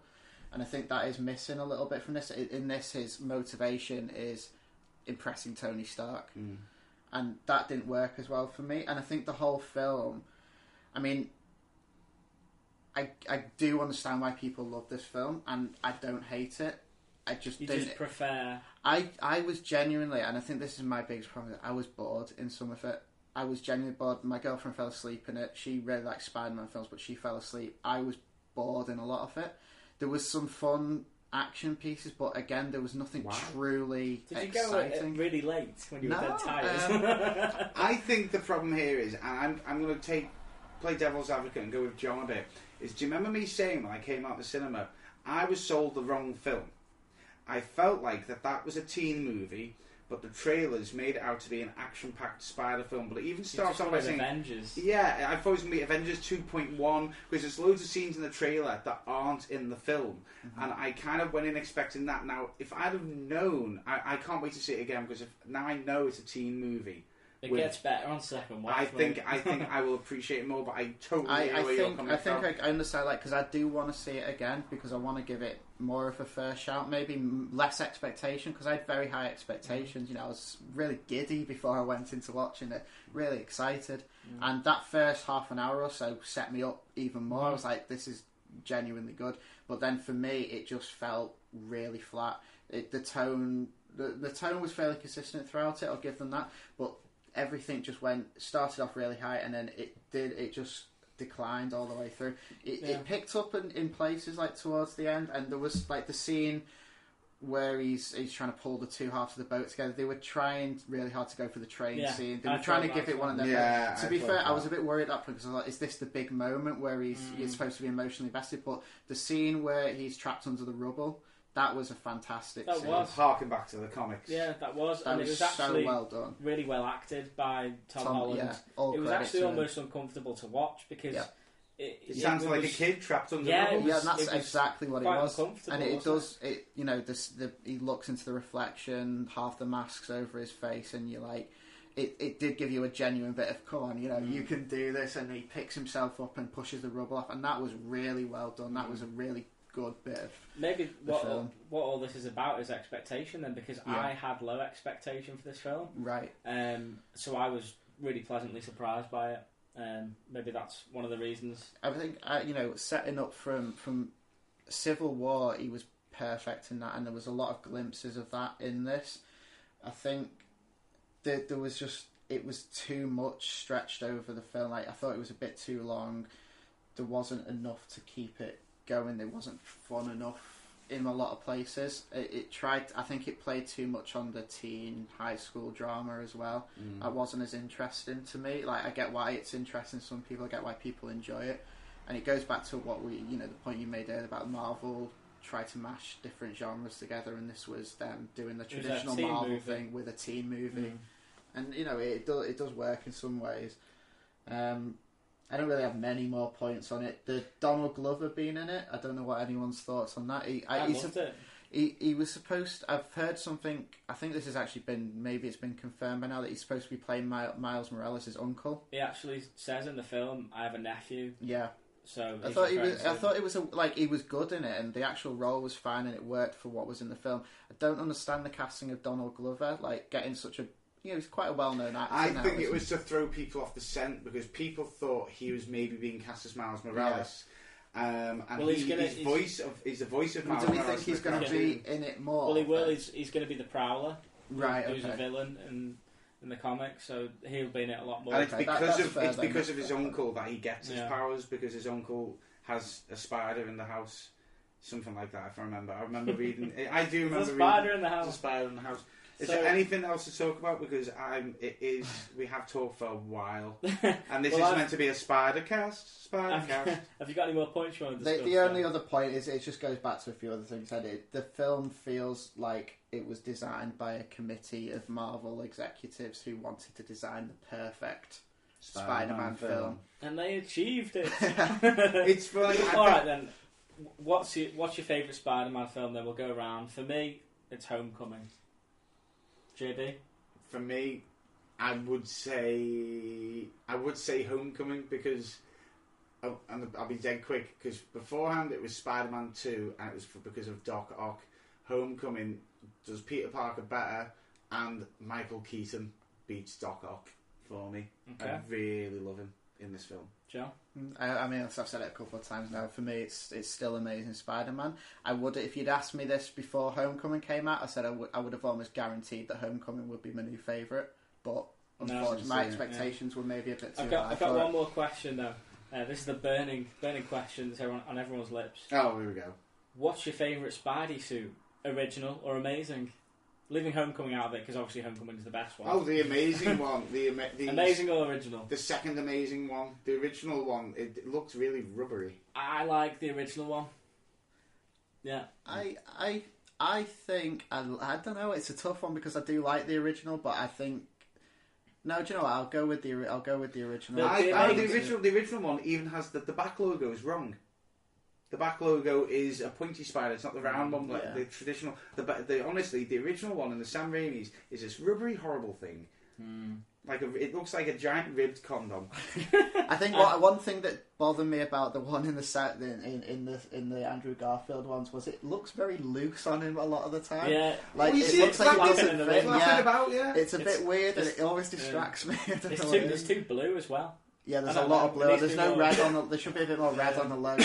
Actually, this brings us back around to Homecoming. I loved in Homecoming that they used sort of like the Back to the Future sort of like suction thing. Yeah, that was quite cool. You put it on and it's all baggy and loose, and you're like, well, how does it get it all tight? And he just presses the spider and it's a good solution to a problem that wasn't there. It's interesting. But yeah, I think that about wraps it up for this month. But John, thanks for being on, man. Yeah. Really appreciate your input on this. Do you have like a Twitter that people can maybe follow you on? Or I mean, it's pretty boring. It's mostly politics and retweets of game stuff. But it's at Amethyst87. That's AMATHYST 87.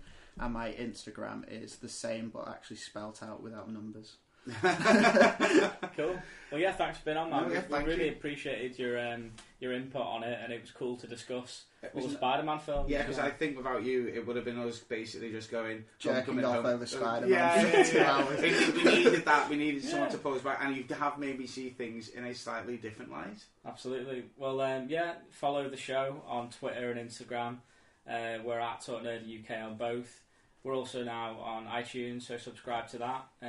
Rate and review us as well. That'd be much appreciated. That helps us out, get through the ratings, And so we're basically an entertainment website at www.talknerdy.uk. You can find loads of blogs and cool stuff on there.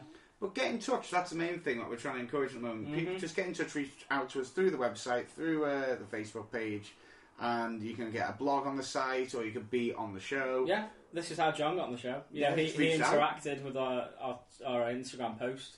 And you can be on the show physically, or we can be here in spirit. Yeah, we can read.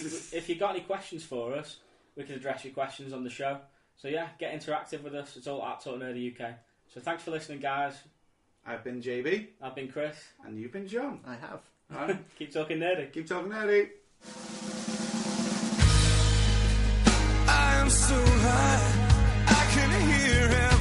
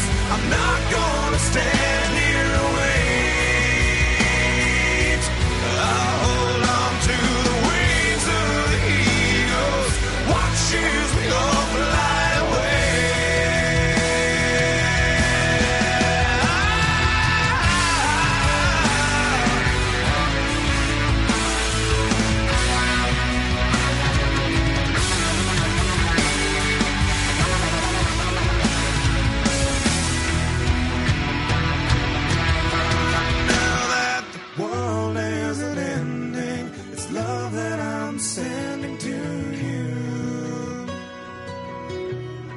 It isn't the love of a hero, and that's why I fear it won't do. And they say that a hero can save us. I'm not gonna stand here and wait. I'll hold on to the wings of the eagles. Watch as we all